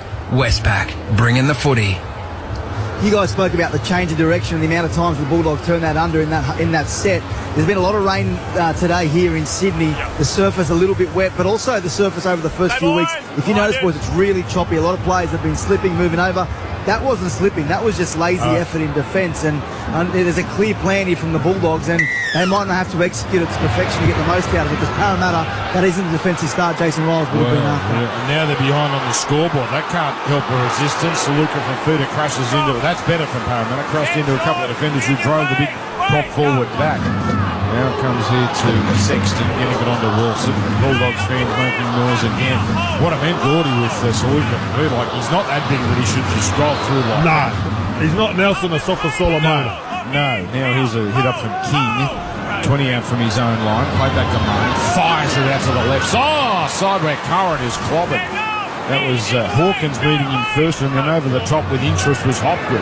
Back to the middle it comes with Tracy not going too far. Much better defensive set this. Canterbury don't make it to their 30. Comes to Sexton. Gives it everything he's got here. And it's down the left side for Parramatta. Caught on the full by Yongi. Running away from Addo-Carr and closing in on his own 40. So better field position here for the home side, who trail 6-0. Lomax now carries it forward. Oh, he ran over a Bulldog there who was sent reeling. There's it's played back now to Brown, getting it on to Semrani. Much better energy from Parramatta in this set. Semrani to the 40. Played now. Oh, no, Lussick got it on to Williams, who's had a terrible start to the game. He's dropped it. Just as Parramatta are rolling too. They look sharp, but Williams, he missed a bad tackle, and now he puts down not the greatest pass, but he's got to gobble that up. That's catchable by any stretch of the imagination. The response from Parramatta was first class. They limited the metres of the Bulldogs. They were making inroads in their attack, and just a simple fundamental error there, Gordon. Yeah, and he's done it a couple of weeks in a row, hasn't he? Like the other week, he was attacking the line and, had bad hands that day as well against, I think it was the Knights. Gordon Tallis, Jimmy Graham, your Super experts. Canterbury 6-0. Sorry, just corrected myself there before you jump all over me. Fair enough. There it comes down to King. And King is put on his back here primarily by Lussick.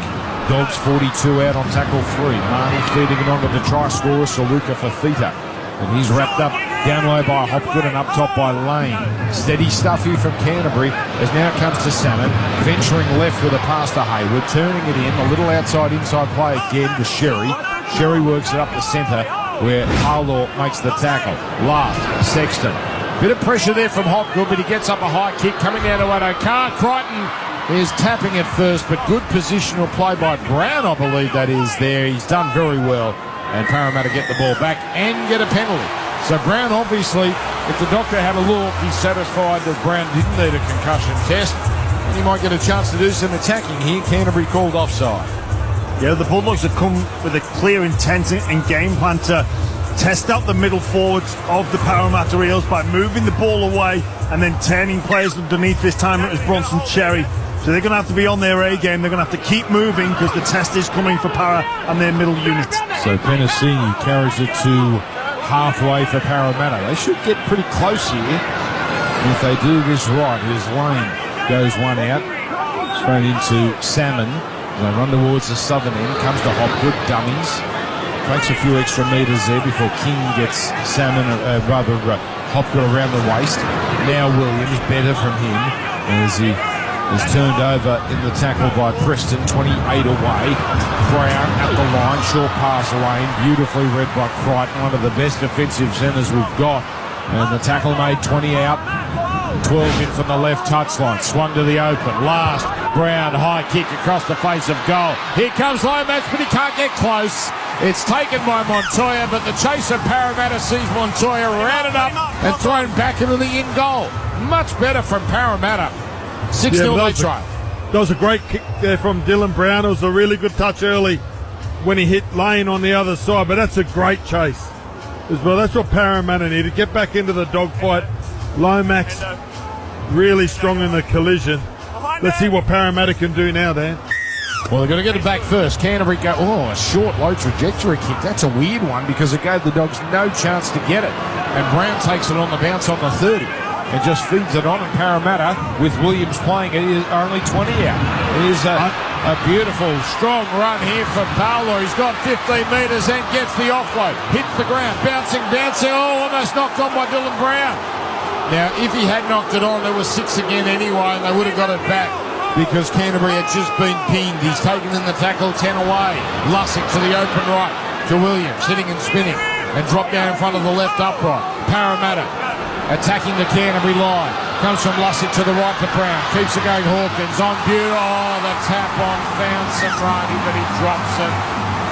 It was hard. It was not the easiest one there as Lomax drew in defenders. If he holds on Samrani, he probably gets there. Doggies ball, 6-0 to Canterbury. Yeah, there are some cover defenders coming across, and I think that's just what caught the eye of Samrani. He sees Bronson Cherry, and he's half looking at him instead of the try and the ball, and just catching the ball before he goes over for the try. Great inside cover defence from the Dogs. Let's go to Mick Chamis on the sideline for Bob JT Marts. Yeah, this atmosphere down here is incredible, boys. I can't remember it being like this at Combank. It was a penalty for the Bulldogs. Since probably the time that the Parramatta Eels destroyed Brisbane in our semi-final, you remember here a few years ago. I'll tell you what, though, Josh Adokar, I know he's back from suspension, but they're letting him know about it. They're not happy that, obviously, that distraction towards the end of last year and the week leading up to the final where they lost. And I know he was a fan favourite while he was there, but they haven't forgotten what transpired at the end of the year. Well, quickly they forget, but they haven't forgotten how he left. Thank you, Mick. So Dogs got a penalty, and now Parramatta have to dig deep again as Preston carries it forward on tackle 1. Saluka for Fido. Stopped and bent back in the tackle by Barlaw and Williams. Dogs inside the 40 though, about to enter the Westpac red zone again if they hold on to the ball, with Tracy turning it into a propping Crichton, and he's rounded. 6 more tackles. Lane wouldn't get off. Now it comes back here to Salmon. Salmon carries it forward. 6-0 Dogs, 13 gone. Beacon Trade scoreboard. Marnie waiting after the slow play the ball. Gets it now. Throws to the open side. Comes here to King. Great driving run. Stopped now by Kautonga. 21 away the Dogs. Hayward turns it in. Sherry can offload. Will he here? No. He's put on his back as Kautonga there. Finishing off the tackle started by Hopgood. Inside the Westpac red zone now as it comes here to the number 13, Jamin Salmon, and he's rounded up. One-on-one tackle. Now Sexton goes for a run. He almost went through. He just got dragged down by Barlaw. Last tackle comes to Salmon on the Hayward. Now to Sherry. 2-on-2. Puts in a kick. Rebounds put down by Kautonga. They can't take a trick. Sexton went down on tackle 5. It was a perfect scenario for Parramatta, but they can't get the ball back. That's tough on Parramatta. Running the ball on last play. Bronson Cherry kicks the ball into Samrani, and then it's the edge back row that just goes to pick up the ball and run instead of diving on it. Probably like his moment back there, just dive on the football instead of trying to pick it up on the run. Scrum, 4 on the right, 2 on the left here. Sexton to feed, 10 metres out. They go to the right side where there are 4. Tracy, on it goes now. The man who gives it to Sherry on his opposite side. Chopped down by Penasini. Good covering tackle that. Now back infielder comes from Wilson to Crichton. underarms or lollies are past to Saluka for Fafita. She's working into the middle of the big crop, and he's put down, rolled over in front of the right upright. As it comes from Marnie to Salmon, a little no-look pass. Oh, they've got 6 more. The no-look pass to King into an offside defender. So Parramatta have to roll their sleeves up again with a new set starting. As Sexton takes the line on, they continue to just work this middle over. After Sexton plays it, it comes here to Salmon, and he's chopped down around the ankles by Yongi, who raced up to make a terrific tackle. Still 11 out the Dogs. Sexton now veers left, throws to Hayward, turns it into Curran. Curran running into the big boys. Barlaw, one of them. Tackle made in front of the left upright. They're so patient, the Dogs. Now it's to the right. Comes from Salmon to Sexton. Double pump. On it goes to Tracy. Hurries a pass, and it's put down by Wilson. Well done, Parramatta. That's a great defensive start after Wilson puts the ball down. And it remains 6-0 to Canterbury. Gordon Tallis. That was great defence, Dan, from the Parramatta Eels. The Dogs throwing a fair bit at them, a bit of a block shape at the back. And really well read from Josh Adokar. He's been under pressure all day. That's what they want. If Parramatta, if they can just stop making handling errors. I think there's been 3 or 4 in the first 15 or so minutes. If they can control the football and be a bit patient, they'll give themselves a chance. This is not the Parramatta we've seen the first couple of weeks, but they're out of confidence. Their effort is top-notch, but out of confidence at the moment. Maybe they just need that one try, that one moment as Lomax carries it forward. And he's collected here. 10 short of halfway. Penasini, strong run straight over the top of Curran. Then gets an underarm pass, a bit risky, but it finds Dylan Brown. Brown can't go too far though, wrapped up by Salmon. Played now to Lussick, who's added something this afternoon. He gives it to Yongi, the fullback, goes down the middle, stopped. Canterbury player on the ground, but he's okay. Just wanted to stay out of the ruck. Max King, high kick on that last, going to drop that in the 10. No real pressure on Marcelo Montoya. He brings it back. But that's a textbook set from Parramatta, as now Canterbury. Oh, Kautonga almost gave away a penalty there. He wouldn't let Kautonga play it. Or rather, wouldn't let Montoya play it, but Montoya had walked off the mark, so ref makes Marcelo do it again. 6-0 Canterbury, 17 gone. On tackle 3. Hayward, feeds it on, and then he gets it 2, puts the ball down. It was Blake Wilson who was cut in half, and the ball jolted free. Well, here come Parramatta. Great chance for the Eels. Yeah, I think that's Hopgood just underneath the ball on Wilson. Have a look at the contact there from Hopgood. It's Lussick down low, attacking the legs, and then Hopgood just puts all his energy and effort into that to just lodge the football. I think he planned for that. He was purposeful about where he got that contact, knew what he was doing. They must hang on to it here, Parramatta. Choice Hotel stats, only 6 from 10 completions. This is a great chance. 28 metres out. Scrum packing in the middle here. Hawkins looking over to his left, but Lussick breaks at the back and throws to his right, where he gives it to Yongi. And Yongi is stopped by 2 Canterbury players. He'll play it now, 18 minutes gone, as Yongi's hit up is followed up. Another one up the middle here, this time Williams. Centre field is where they are. 6 more tackles. Lussick under Barlaw. Barlaw just works it with a 10. Can they use their size advantage here, Parramatta? They've got some big boys here. It's about to be played by Barlaw very gingerly. Away to Lussick. Goes to Brown. Brown catch and pass. On it goes to Hopgood. He's easily contained. Is this where Dylan Brown stamps some authority on this game? Now comes back to the open side. Crash play. Oh, Williams was going to get there, but then he was knocked off his feet by Tracy. 1 metre out. On the next comes to Barlaw. Hurries it on. Ball is tapped on. Laid away to Penasini, and Penasini scores. Well done to the Parramatta Eels. They're inspired this afternoon, and Penasini is over in the corner. 6 points to 4. Yeah, we'll put this try down to the defensive effort of Jermaine Hopgood, forced the error. Then Parramatta came. They looked to get through the middle with their big boys. Connor Tracy with a great try-saving tackle. Ball into the line, the offload, the touch on from Dylan Brown. Lane, Penasini, 2-on-1. Tracy goes over to Adokar. Show and go from Penasini. They're back in the contest, Gordon. Yeah, absolutely. Their effort's been fantastic this afternoon. It was just their execution, but just then, it was perfect. I thought Crichton, he come out of the line. You've got to make the play. I know the ball. It was a Harbour Bridge offload from Junior Borlo, but you've got to make that play in. That's a great hit back for Parramatta. Look at Josh Adokar, isn't he happy? They deserve that, Gordy. Well, absolutely. They've been pretty good, except for that one hideous attempted tackle on Canterbury's, on Parramatta's defensive try line. They've been right in the thick of this. So looking at another replay here for Harvey Norman, there's no problem. Good, nice bat on from Dylan Brown, but it was Penasini who's got a great record against the Dogs, actually. I think that's 6 tries in 7 games against Canterbury on the Choice Hotels. Yeah, just looking back at the replay there, Stephen Crichton he just paused. Yes. Instead of going to shut down Dylan Brown, who would have been under all sorts of pressure, just gave him that half a metre of extra time and space, allowed him to bat the ball on to Sean Lane. Crichton, had he just gone all out and all guns blazing to shut the play, I don't think it would have got there as Parramatta make a substitution. Well, we'll get to that in a moment with Mick Chamis as kick about to come. Not often Crichton makes defensive errors, but they're all under pressure there. And it's Junior Bowler. We'll check if he's got a problem. He's going straight up the tunnel, so it is a HIA.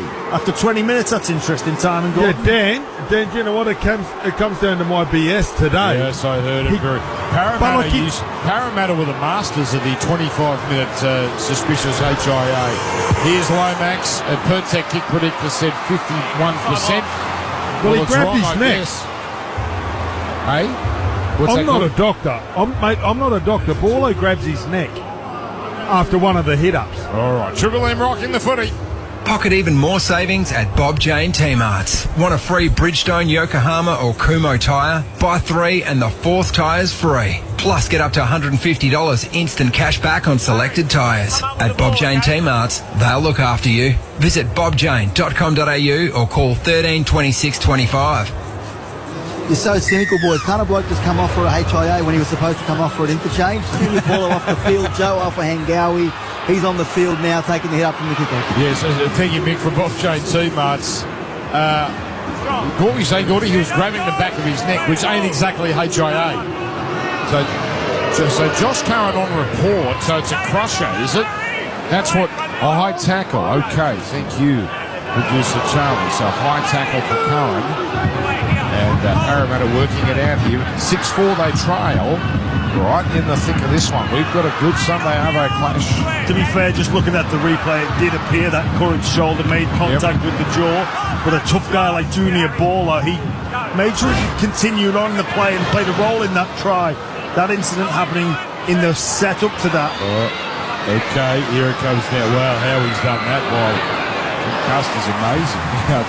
We got to. Chamis is right. We got to be stopped being cynical. This is a good game. Tracy bringing it back on his 20. Canterbury 6, Parramatta 4. Oh, I thought the ball had been lost. It wasn't. It was Blake Wilson's headgear that had come off. I thought, boy, that ball looks deflated. Well, if the headgear comes off, surely there's been contact with the head. Okay, here it comes into Crichton. 16 short of halfway. Now a great charging run down the left edge by the winger Montoya. And a quick play of the ball as well. Hayward jumping in a dummy half. Sexton deliberately kicking from inside his 40. He's got angle, but Adokar's drop back. He's got this covered. Oh, listen to these Dogs fans. They're not going to relent, it seems, this afternoon as he carries it back. 21 out from his own line. Not allowed to boo players. That's right, that's right. You are Stobbo. Not allowed to boo him. Yongi. But he's dropped down 25 from his... Oh! Samrani knocked off his feet.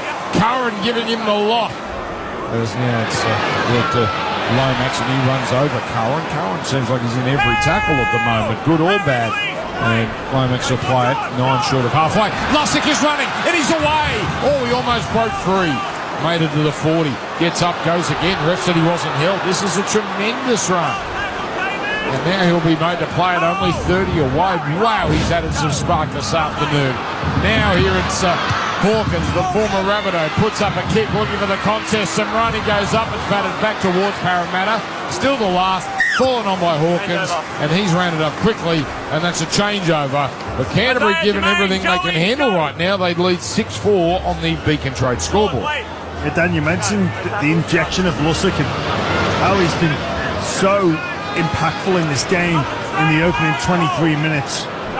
What a start for him and his Parramatta team. Oh, Harry Hayes thought he was collected a little high there by one of the Eels, namely Lane. Ref saw it, said it was okay.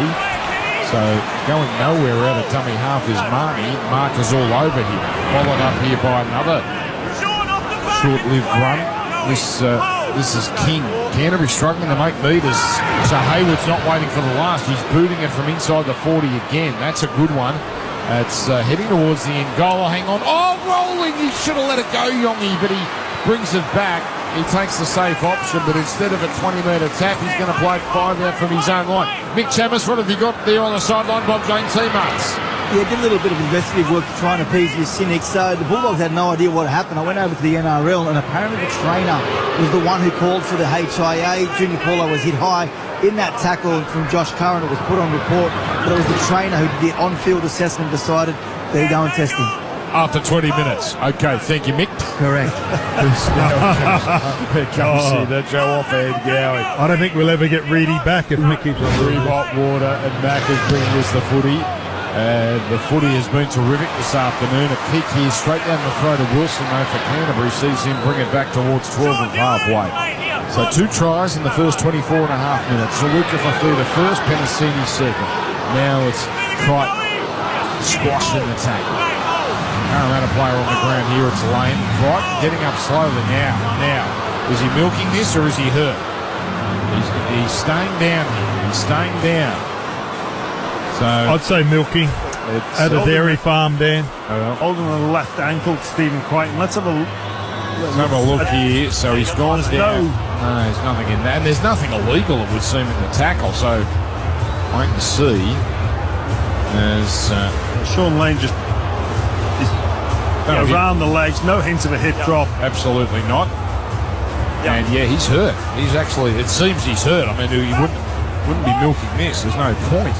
So this is the last thing Canterbury need, although he gets up and he's going to try and walk this off. Now, this has become a blight on the game, Gordy, is that, okay, we've got the injured player and he needs care. But we've let this go for, a good 90 secones. Can we not have someone play the ball? We had one. That's what I said, mate. I've said it for years. This is going to be a penalty. That's a joke. Is that serious? What for? What's the referee calling a penalty for there? He hurt his ankle. A hip drop. Is that called a hip drop? That's not off. Well, the bunkers intervened. Clearly. So, let's see. Crichton is up and running again. Well, okay. So, Canterbury now, off that contentious penalty, go on the attack. 38 away. Hayes twisted awkwardly in the tackle. Thought he almost lost that. Now comes to Salmon. Away to Sexton. Running the angle on the left. Linking up with Hayward. Turning it into Montoya. And Samrani cuts down his opposite number around the ankles. Dogs in the Westpac red zone. So it comes down from Sexton. Away now to Tupanua. He's been such a force for the Dogs. He can't get the offload here as he's wrapped up by Williams. Inside the 10 as comes from Salmon. Turning into Hayes. And Hayes is put down in front of the post. Last year for Canterbury. Comes left side. Away to Sexton. Sexton to Hayward. Runs the angle on to Sherry. Sherry goes himself and scores. Off the Crichton tackle, which led to a penalty. A clinical try from the Bulldogs. And they go up 10 points to 4. Bronson Sherry over in the corner. Yeah, look, I don't agree with the penalty down, but I'll take anything as a fan of the Canterbury Bankstown Bulldogs. And again, the set-up play in the Westpac red zone, the Dogs turning players underneath again as well. They run the ball on the last play without their main kicker in Matt Burton. This seems to be a tactic that we'll see from the Bulldogs. It's Sexton onto Hayward, and then they strip them for numbers on the outside. Bronson Cherry, just too much speed. Samrani caught in two minds. He's thinking about the kick. He reacts late. And Cherry finishes off a nice little backline move there, Gordon. Yeah, absolutely. The Parramatta line there, they just got pulled apart. But that was outstanding. And do you know what, James? I don't think it was a penalty either, but every side does it to each other. The players are doing it to each other. He stayed there and he laid down until the referee did something about it. I don't agree with it. Move the ball over. Let them play. Yeah. If it's not that bad that the referee doesn't see it, you can't go back to it. Well, I'm waiting, Gordy, for Jimmy to call for the two stretcher attendants in their clown. I know it's Canterbury, but in Jimmy's world, there should have been two people in clown suits with the stretcher for Stephen Crichton. correct? Well, for all NRL players, Dan. Yeah, I know. Bulldogs players included. All right, 10-4. Pertec kick predictor. What is a Pertec? 50% here. Come on, Pertec kick predictor. Have a go. You know what I don't think's helping the Parramatta Eels defensively? They're switching Lomax and Sanrani from defence and attack. And I just don't think it's helping, especially on last plays there. Crichton from the corner. Left footer, left side. So the non-preferred here, of course, no Matt Burton. So it's Crichton, who's a pretty good goal kicker himself. He strokes it towards the post. It's an elegant shot, but he pulls it and doesn't have the distance. Well, if he did, it was very close to hitting the crossbar. 10-4, Mick Chamis on the other side of this. Triple M rocking Sunday footy for McDonald's. Geez, they're working hard out there. You know who else is working hard? Cbus Super, securing you the retirement you've earned. Cbus Super, making hard work pay off. Read the PDS and TMD to decide if Cbus is right for you. With no Matt Burton, I've been keeping a close eye on Toby Sexton. This is his 50th NRL game, really coming into his own over the last 6 months or so. You have to remember, this is his 5th season in the NRL, so it's taken a little while to get to that 50 NRL games. Starting to hit his straps now as a number 7 and taking control of this football team. It's funny, Mick. Well, a nice observation, because their rise last year coincided with him getting that number 7 role. And they did a lot of experimenting, the Bulldogs, early last year, until they found the right format. One of them was Tracy at 1 and Sexton at 7. Here come the Bulldogs now. Preston, he's rounded up. 10-4 Canterbury. They're on their 20 as the ball is played. Thrown left side. Satili Tupanua loses his shorts as he's knocked over. Kurt Mann in the game now with his shaggy hair as it comes up here to Tracy, and he's rounded up. Centre field. Inside the 40 is where Canterbury kick again. It's a big boot here that sees Yongi take it. And Yongi will carry it back here in game number 4 of his first grade career. So it's Parramatta in the fight, but they're down 10 points to 4. Jimmy Graham and Gordon Tallis, your Cbus Super experts, making hard work pay off. And replays for Harvey Norman. Go Harvey Norman. They've got their 2024 TV run out on now. Wouldn't it be 2025 TV run? Well, it's 2024 TVs. That's why they're run out. Big screens, king screens, all screens on sale. Now, Parramatta just getting through their set. Haven't missed anything there. Offahen Gowie with a strong run. Gets Parramatta to halfway. That leads to Hawkins kicking on the last. And it's taken now by Tracy. Tracy looks for a little opening. He takes a chunk out of his surface.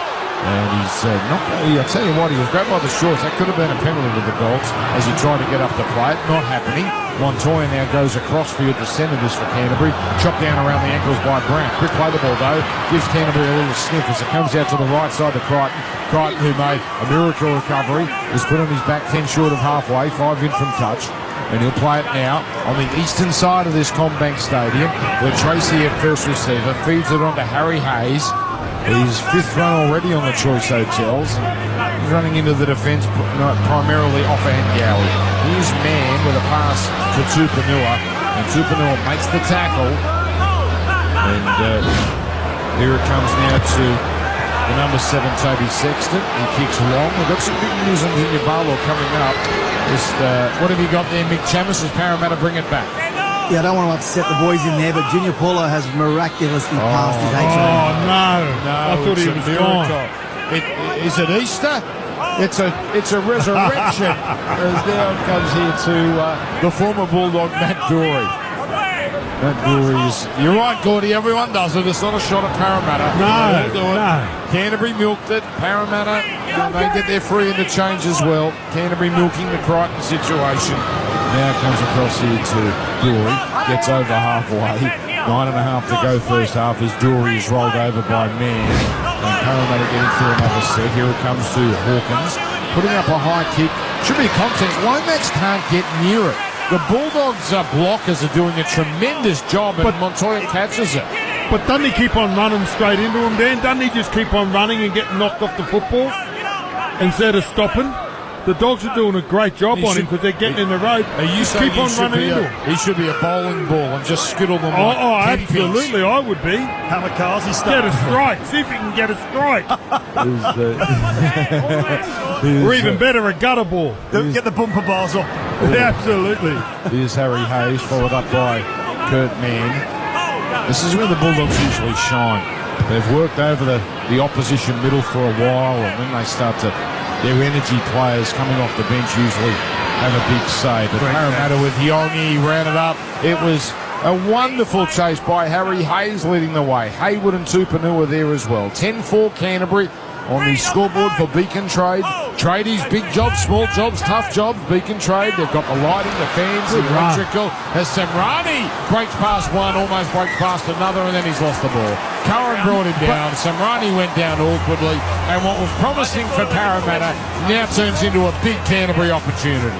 Yeah, Catman just called offside there from the referee. Samrani takes advantage and makes a little bit of a line break, goes through Reid Marnie and Josh Curran in attendance of the break, and Samrani just can't hold on to that. The Bulldogs get a really good opportunity here to launch another attack. Now, they've been pretty efficient, the Bulldogs, with their opportunities. They don't tend to take too many risks, and they get to set up shop here 42 metres away. Sherry, who's got one of the tries for the Bulldogs, has carries it forward. Stopped one-on-one by Samrani. Samrani in no hurry to let Sherry play it. Hayward picking it up out of dummy half, delivering a pass to Montoya, who's stopped here on tackle 2, still the left side. Now Marnie in the dummy half. Gives it to Hayes, another one out run. He's stopped, hit hard actually by Jack Williams. Left up right now, 22 metres out. Comes from left to right. Man to Sexton. On it goes to Tracy. Giving it on to Wilson. Wilson's over. Brilliant put down. If he's going down, it's a great try. He's nodding his head to his questioning teammates. And he's got his first for this afternoon, Blake Wilson. That's a stylish play, but let's just make sure he's got this down inside the touch and goal line. 14-4 right now. Yeah, Damo, we're going to have to check the touch line for Blake Wilson, but that is absolutely outstanding. The Dogs stripping him for numbers. Josh Adokar trying his best to bite off 2 players, but that is beautiful hands. Great decoy, Crichton. They sum it up beautifully. That's a try. He got it all right. He got it all right. Good finisher, Blake Wilson. 12th try of his 24-game NRL career. Jeez, they stripped Parramatta for numbers so easily, Jimmy. What about Connor Tracy? The depth and the arc. Wow. The 400 metres running around the arc. Jeez, that was impressive from Connor Tracy. Just how he turned the corner on that sweep line. Reminded me of my schoolboy days on the 200-metre track. Yeah. Jeez, that was impressive from Connor Tracy in the build-up there. Wow. And Wilson, what about the finish? Were you the gout of Liverpool? No, from, he hasn't had red gout wine yet. and steak. And shellfish. All right. No, but you know what? He's had a couple of good touches, hasn't he, Tracy? He stopped a try underneath the post when Jack Williams tried to crash over, and just then, oh, that is brilliant. Yeah, he contorted himself brilliantly. He rode a little bit of a bump from Yongi. Yongi didn't get enough of him. Nothing he did wrong there. Wilson just fashioned it wonderfully. 14-4. Love this from Wilson. Sorry, Dan. Like 2 hands, holding the ball in 2 hands, and then at the last moment into the right hand. What a put down, what a finish. So Crichton 47% on the per tech kick predictor, even though he's on his preferred side. Moves in, pulled it badly. This is where they lack. Just a little bit here. But they're doing it nicely right now. Dogs 14, Parramatta 4, Triple M rocking the footy for Ream Hot Water. If you're in the trade, Mitre 10 hopes you're enjoying the game. And at your local Mitre 10 Trade Centre, you'll also enjoy expert service and top quality materials to help get the job done right. That's mighty helpful, Mitre 10. So much talk at the end of last year about the Bulldogs' pursuit of Ryan Pappenhausen and 7-figure sum to try and lure him over to Belmore. In the end, for $400,000, boys, they're getting a lot of value out of Connor Tracy. He's improved out of sight since coming to the Bulldogs. It reminds me a little bit of when Dylan Edwards started to he'd go from that fringe first grader to becoming one of the greats of our game. I know he's not going to make that trajectory, but you have to be impressed with the way he plays, the commitment he has, and the way he's showing up for the Bulldogs here this afternoon. We're seeing, Mick, what he's doing when injuries don't get in the way, because they've been so cruel to him. In his time at South, he started there and then Cronulla. They've got an interesting conundrum. Jacob Kiraz, you would think, would just walk back straight into his side when he's available, but Blake Wilson's a very handy winger. Now Tupanua is carrying it up here for Canterbury. 5 to go first half. Doggies by 10, biggest lead of the afternoon. Kurt Mann can't quite evade Matt Doorey, who is combining with Barlow to make the tackle. Marnie kicking out at dummy half from inside the 40, but swallowed up by Adokar. Don't boo him. Here's Jacob Preston hitting it up. Is Dobbo calling the late game tonight? I think he might be. Yes, okay. So now that's across here to Brown. Rather, Penasini, their try scorer. I didn't see much of Dylan Brown. He had a little touch in their try, but they just haven't had many attacking chances, to be honest. As now Lomax is harassed and driven back by this energised Canterbury defence. 20 short of halfway. Barlow tries to straighten them up. Gets an offload, which they needed. Comes away now from Lussick. Away to Kautonga. He gets it on. Nice pick up on the bounce by Lussick. Lussick keeps it going to Parlour. Even with all those risks, they don't go too far, Parramatta. 10 short of halfway. Comes from right to left. There's Dory on Brown. Keeps it going to Williams, but he's just taken by this relentless defence. No marker for Parramatta. Hawkins has to race in, skip away from the marker, and then put a kick in, which is very good considering. Tracy not sure whether to take it or to let it bounce into touch. He takes it, and then he's almost going back into his in goal. Great recovery, Dean Hawkins, with Tracy only 2 out from his own line, but Hawkins turned what could have been a calamity into a very good result. Yeah, Parramatta chancing their arm a little bit there. Looks almost through. He thought he was away. He's run into a defensive offside player. You call that offside and pull him out. That's against the true spirit of the game. Oh, what's happened here? Oh, it's a penalty to the Parramatta Eels. Wow. Against the true spirit of the game. It's not in the true spirit of the game. A spirit of the game penalty. Okay. What's going on? I think one of the Parramatta players was called offside. Isn't that what you're supposed to do, run at the offside player? So he's... Like, well, I don't get it. You're the expert. You tell me. I don't get it. Huh? Mick Chamis can follow that up. Yeah, I didn't. I didn't spot what the referee saw. All right, 10 metres out the Eels. Unexpected opportunity. Brown turning. Dan, that's not in the spirit of commentary. As now comes here to Kautonga. Now it's Junior Barlow, and he's stopped here on tackle 3. No offload this time from the big fella. Right upright, Parramatta, Lussick throws left to Hawkins, catch and pass to Brown, goes sideways left, pass that cuts out 2 Eels, straight to Adokar, but defenders all over it. Blake Wilson, he makes the tackle. Now comes back to the middle where Brown on to Williams, and Canterbury swallowing this up, but it comes down to the last tackle with Williams playing it. They go short left, Brown sees something, he throws a wild one. And it bisects the Parramatta men out wide and goes into touch. Minute 40 to go first half, and that chance comes to naught. 14-4 Canterbury on the Mitsubishi. No, not the Mitsubishi. It's the Beacon Trade scoreboard. Mitsubishi's next half. Yeah, there's an opportunity there for Parramatta, given to them by a not in the spirit of the game penalty. I really wish Graham Annesley was doing his Monday press conferences. Maybe he can come out of retirement for a please explain on that one, but Parramatta, disappointing set, all things considered. I don't know how they got that play so wrong down the short side. Yeah. Brown Aongi. In fairness to the Bulldogs, even if they got it right, the Dogs, geez, they number up so well. They weren't even in the right slot stand to catch the ball. That's exactly right. Cohen hands it up, and now Kurt Mann is stopped here. Half-time nearly upon us. Dogs 14. Parramatta 4. Wyatt Raymond is our referee today, making that interesting decision as Tracy zips down the right side. And he'll play 10 short of halfway. Sexton tries to kick the belly of the ball with time ticking down. What a great kick. And now, little chip and chase by Lomax. And he leads the race. Brilliant. He's taken it 30 metres out. Kicks again. He gives it the lot.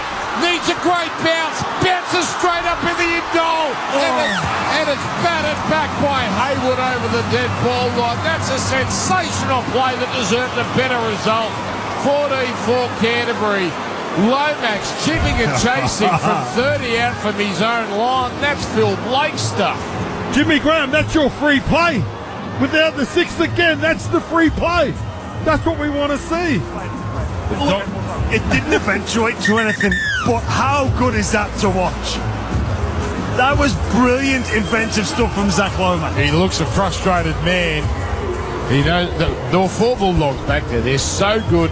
They've got the energy, the Bulldogs, because that could have so easily been a try. 14-4 before we go to the break. Mick Chammas, Bob Jane T-Marts. Yeah, a little bit of confusion earlier. You were talking about the spirit of the game and the Bulldogs being penalised for running an offside player. Well, it turns out that's not what happened. What happened was Josh Curran deliberately called the Parramatta Eels player offside, pretended that he was the referee, which forced the Parramatta player to let the play go, and the referee said that's against the spirit of the game. You can't pretend to be the referee. Munster did it on Thursday, and he called it's last, you've got to kick it, and that's when Liam Henry kicked the ball. Isn't that the whole point of it's gamesmanship? Munster did it on Thursday night. Game, according to the referee. Maybe, you know what? Maybe that was the trigger. Maybe there was a word that, he's gone the teapot stance, Jimmy Graham. He's filthy. If you thought Junior Barlow with his questionable HIA got him riled up, this is tipping him over the edge. Isn't that the whole point? That's why players call, give it to me, and they get the intercept pass. You two can debate that at half time. 14 points to 4. It's the Bulldogs over Parramatta on this overcast afternoon. Triple M rocking the footy for Ream Hot Water and for McDonald's. Shut up! The footy's on Triple M! Triple M rocks footy. Tradies, big jobs, small jobs, tough jobs. Beacon Trade's got the lighting, fans and electrical to get it done. Join up at beacontrade.com.au. Free tolls for a year. Hello? Hello?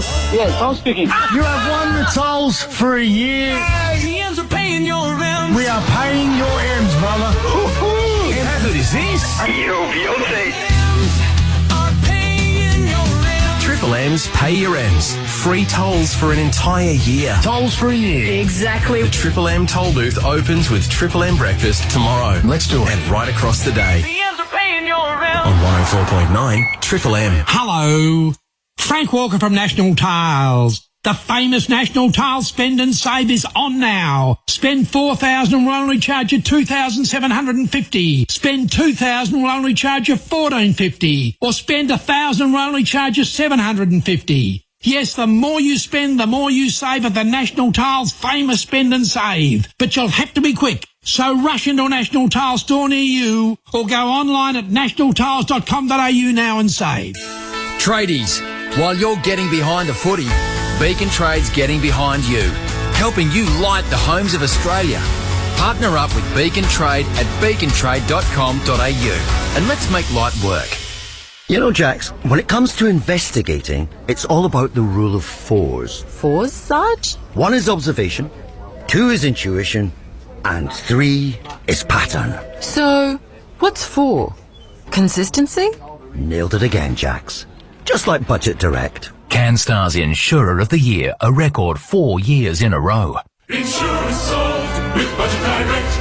Issuer Auto and General Insurance Company Limited. Read award info, PDS and TMD at budgetdirect.com.au to decide if product suits. Win $1,000 for a paid day off. All thanks to Triple M and Solo by MYOB. The new admin app for sole operators, giving you time back and a chance to win a paid day off. Enter on the win page at triplem.com.au. Competition T's and C's apply. What do you use CRC Brake Clean for? CRC Brake Clean brake and parts cleaner cleans and removes brake fluid, grease, oil and other contaminants from brake linings, brake shoes and disc brake pads, even without disassembly. Discs, calipers, clutches and springs. Clutch discs, wire ropes, dies, molds, chains and bearings. Wow, that's awesome. Plus, be in to win 12 months of KO Sports when you purchase any product from the CRC Brake Clean range. Enter online and you're in the draw. T's and C's apply.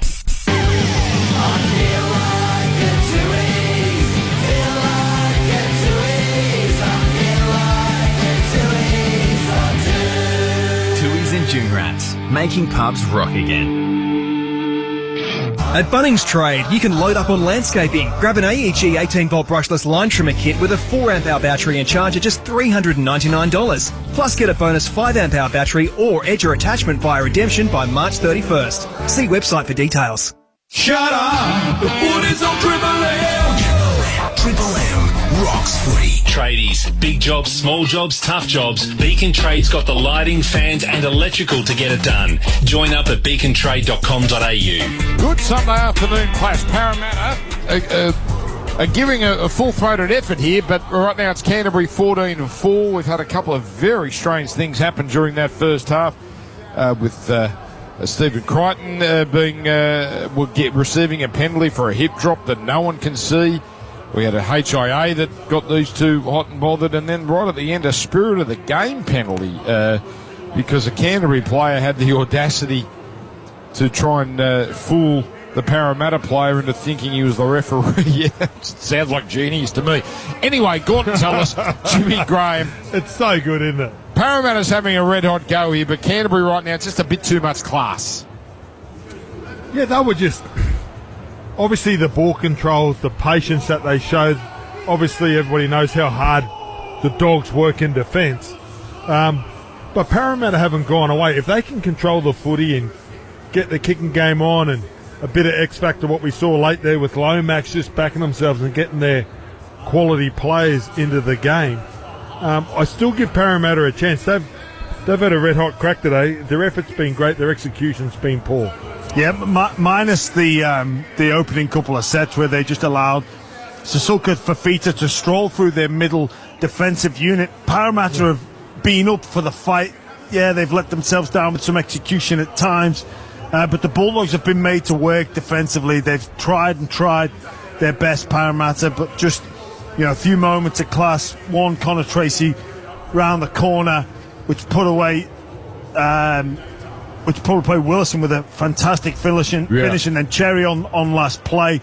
Just some smarts there and catching out. I think, like I say, the switch up between Zach Lomax and Sam Rani.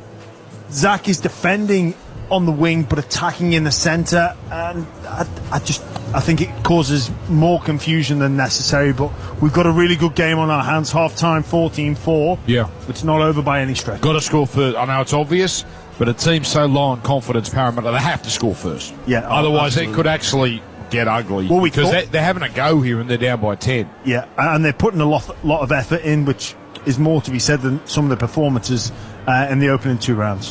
All right, so Ream Hot Water, of course, bring us the footy as they always do. Built tough for Aussie conditions when it comes to water heating. Ask your plumber to install the Ream. And Josh Addo-Carr's favourite, McDonald's.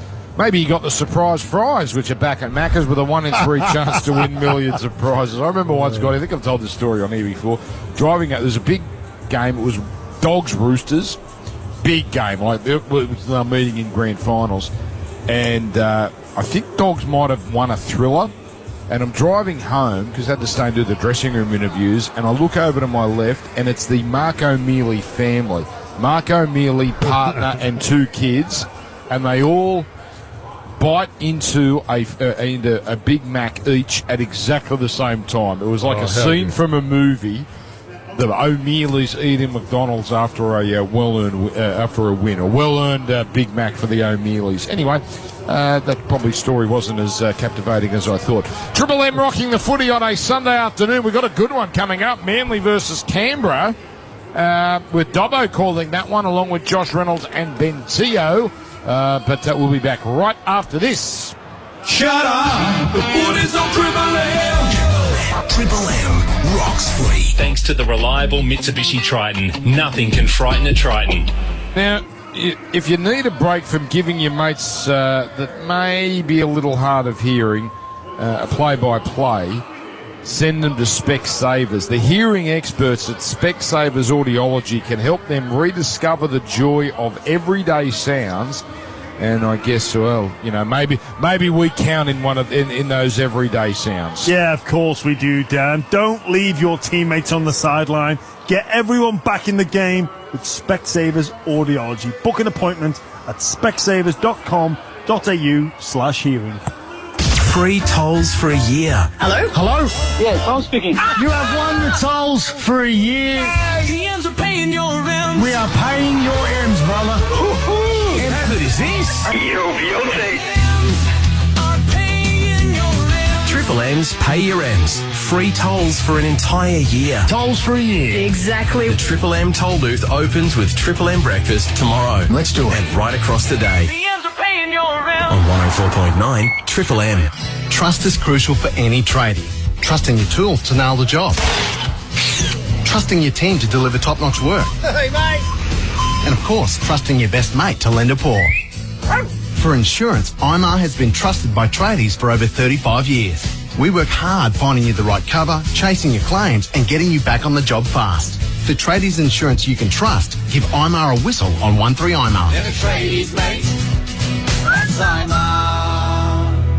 Ampol Foodery's Crave and Save. $7 for a classic sandwich, 170 to 192 gram, and a Foodery regular hot coffee or 600ml Mount Franklin. Upgrade to a gourmet sandwich or wrap, 209 to 309 gram for an extra $1.50. Ends April 1st. See ampol.com.au for details. Dive into the minds of investigative journalists and researchers who uncover well-kept secrets with listeners' lineup of investigative podcasts.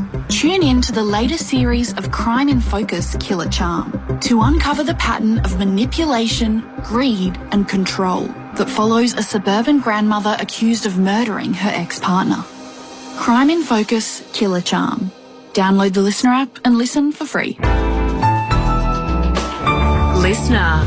The Amazon Big Smile Sale is live now. Shop epic deals on electronics, home, toys and more. Plus get free delivery on eligible orders over $59. Exclude select remote areas. Shop amazon.com.au. The new Hot Honey Chicken range has dropped at Macca's. Featuring the Hot Honey McCrispy, Hot Honey McSpicy and Hot Honey Dipping Sauce with Chicken McNuggets. Embrace the drip at Macca's. Available after 10:30am for a limited time. Hello, bank. Hi, the amount that you will lend me is a little short of my home loan application. Oh, shame. Can you help me? Oh, sure. I'll pass the hat around. Hey, Barry, want to chip in so this one could buy a house? This one has the money. If we workshop my bonuses and include my rental income... Ugh, I did a workshop once. Ugh, too many feelings. Ugh, wasn't pretty. Athena's home loan experts crunch your numbers to get the place you want. Visit athena.com.au. Athena, love us and leave us. Application subject to eligibility and assessment. Tradies, while you're getting behind the footy, Beacon Trade's getting behind you. With everything you need to light the Australian home. Fans, electrical accessories and the largest range of lighting. Partner up at beacontrade.com.au. And let's make light work. Shut up. The footy's on Triple M. Triple M rocks footy. Halftime highlights. Get expert service trusted by the trade at your local Mitre 10 Trade Centre. Quick play the ball. Dogs here, still 10 away. Again, they go up the middle side. Oh, Saluka for feeder. Must be an obstruction or else that is a horrible bit of defence by Parramatta. They just let Saluka for feeder stroll over. Now comes back to the open side. Crash play. Oh, Williams was going to get there, but then he was knocked off his feet by Tracy. 1 metre out. On the next comes to Barlaw. Hurries it on. Ball is tapped on. Laid away to Penasini. And Penasini scores. Well done to the Parramatta Eels. They're inspired this afternoon. And Penasini is over in the corner. Last year for Canterbury. Comes left side. Away to Sexton. Sexton to Hayward. Runs the angle on to Sherry. Sherry goes himself and scores. Off the Crichton tackle, which led to a penalty. A clinical try from the Bulldogs. Yeah, look, I don't agree with the penalty down, but I'll take anything as a fan of the Canterbury Bankstown Bulldogs. 22 metres out. Comes from left to right. Man to Sexton. On it goes to Tracy. Giving it on to Wilson. It's over. Brilliant put down. If he's going down, it's a great try. He's nodding his head to his questioning teammates. And he's got his first for this afternoon, Blake Wilson. 14-4 Canterbury. So the Doggies haven't had it all their own way, but they, right now, on their way to a third straight win. And I think it's been quite some time, Jimmy, since they've started a season 3-0. So, yeah, I recall last year it was 0-2 to begin the year, and we all know that the year they went on to have. Not many teams holding the undefeated tag to start season 25 in the NRL. Melbourne, Raiders and the Dogs, I believe, are the only three. Yeah, we lost Newcastle. Go Titans, by the way, Gordy. They were great. Great. They're not pretty good, Dan. Pretty good. The kicking game was still pretty poor. I think, they're sort of learning to manage the game, but I thought their effort, their defence and resilience was first class. Can't believe how good Tino is so close to that ACL. We know he's a star, but Well, you know, Gordy, it takes what? Sometimes a full season. Look at Bo Thermal. It takes a full season to get back to full strength. And he now he's got offloads in his game. What an era we've got, Jimmy.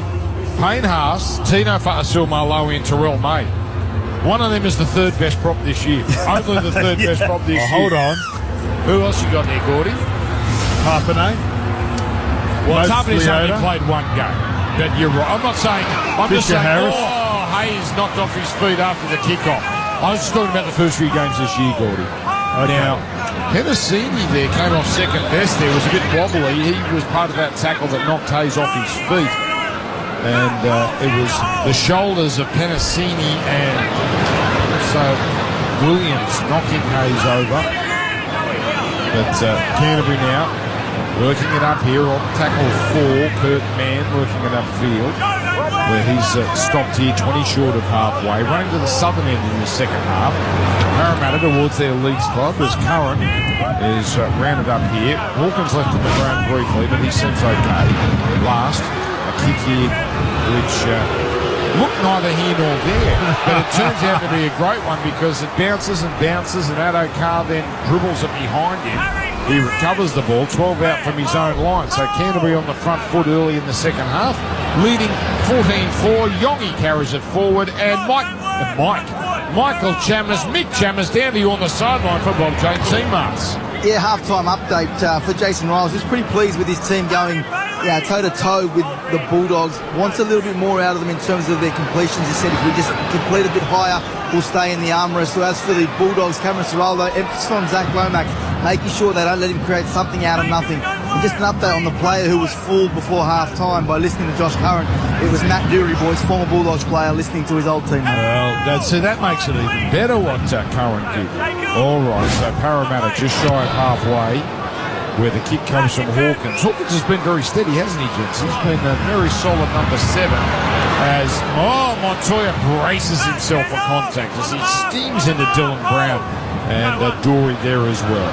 So 2 minutes gone in the second half. He's got some Sherry hands and heels, or hands on his hands and knees, and putting the teeth back in. Hayward running out of dummy half.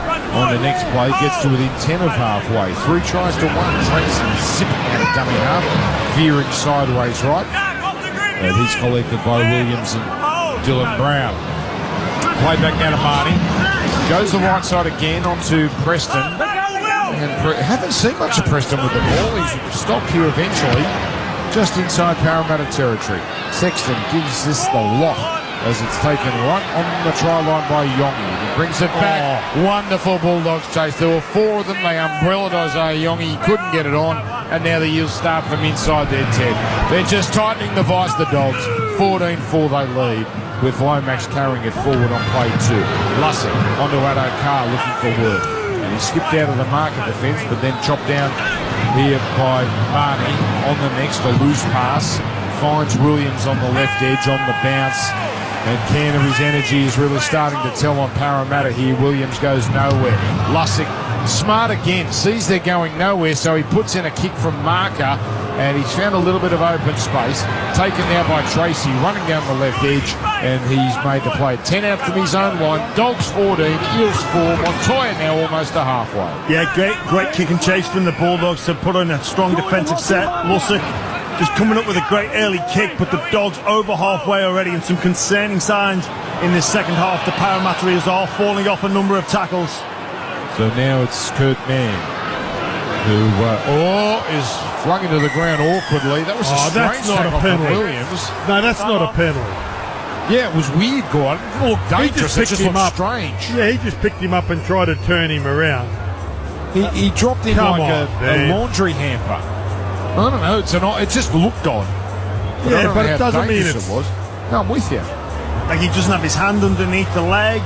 He just rolls him up, man over the hip. Yep. Mate, it's like picking up a dog and putting it in the back of the ute. And penalty here. If you go for the Canterbury. No, they're going to try and rub it in here. Bulldogs, by the way, first time since 2016 they started 2-0. They've done that. And if they win today, 3-0, first time since 2012. That's the heart of Jimmy Graham era. 10 metres out. Dogs here on the right side, swinging it back to the left. Tracy away to Hayes. Hayes barreled in the tackle in front of the right upright by Joe Offahengawi, who started off the bench. Played now to Parker, throws left to man. Onto a charging Tupanua, and the defence was ready. Kautonga and one other forced the ball free. Good save, Parramatta. Yeah, just Tupanua accelerating into the line, into contact. The pass was slightly behind him. He had a fair bit to do there to keep hold of that football. So now it's Penasini, the lone try scorer, carrying it forward. No change to the halftime score. Mitsubishi Triton, Canterbury 14, Parramatta 4. Riley Smith in the game. He gets a pass on here to Yongi as we go down to Mick Chamis from Bob Jane teammates. Well, I was just going to tell you that Joey Luffick was off the field, and here we have Riley Smith earning a penalty for his team. He's on the field, boys, and that's Parramatta's, would you believe it, second change of the game. Wow, okay. Thank you, Mick Chamis. Does help I got a freebie, Jimmy, but probably we can move on from that one. Riley Smith. Yeah, smart play. Grade. Smart play there from Riley Smith. Recognised one of the Bulldogs players was offside and got his team a relieving penalty. That's right. You heard the whistle there. Parramatta put it into touch. And they're inside Dogs territory. But this could make it a really interesting game here. 14-4. Parramatta on the charge. 30 away. Penasini plays it left side. Comes towards the middle on play number 2, where Dylan Brown dishes off to Offahengawi. Closed down by Tupanua. Played back to Smith. Throws to the right to Hawkins. Getting it on to Brown. Onto a charging Lomax. Then he throws a long pass. Fingertip take by Semrani. Heads for the line. Defence comes across. High tackle. Now, Dean Hawkins points to the referee and points 10 fingers in his face. I'm not sure it's worthy of that. But Parramatta are rolling there. Semrani, we wore one across the chops. Well, it comes down to confidence here. Lomax, it was a beautiful bus run. He was absolutely outstanding, and he looks for the pass straight away. You would like to have seen him take someone on. Connor Tracy. Yes, it's high, but it's hardly vicious. Penalty, and that's it. He's on report. Okay, he's on report. Parramatta. That pause in play probably helped Canterbury more than Parramatta, because Parramatta were looking good there. But anyway, they get to go again. Now it's Barlow, and Tupanua runs straight for him. And Barlow bumps him off, and eventually Mann and Curran make the tackle. 12 away. Now both sets of fans making noise. Brown on here to Offahengawi. Although I do suspect they're piping in the Eels sound, Jimmy. Now Riley Smith gets it onto his right. Turned inside by Hawkins. Away out of Drury. Drury stopped. Smith from dummy half throws right to Hawkins, who has a go. Threatens, but Curran holds on one-on-one. 2 plays left. Where's Dylan Brown? Comes from Barlaw. Away to Offahengawi. And he's stopped. They can't get into ground, but he's held. Last. Now Brown gets it. On the angle. Throws to Yongi. Chance. Out to Addo-Carr. Addo-Carr is in. Parramatta are back. And Addo-Carr for now has the last laugh. 14 points to 8. Classy touch from Brown. And Parramatta are back in business. Yeah, the Eels, they're going coast to coast. Dylan Brown injects himself, and Josh Addo-Carr has had a mixed afternoon, but he slams the ball down here. Let you see. Yeah, they attract Crichton. That is so good. That is so good for Josh Addo-Carr. He's been under the pump verbally, physically, made a couple of mistakes. But that's what he's good at. Finding the try line. There he is.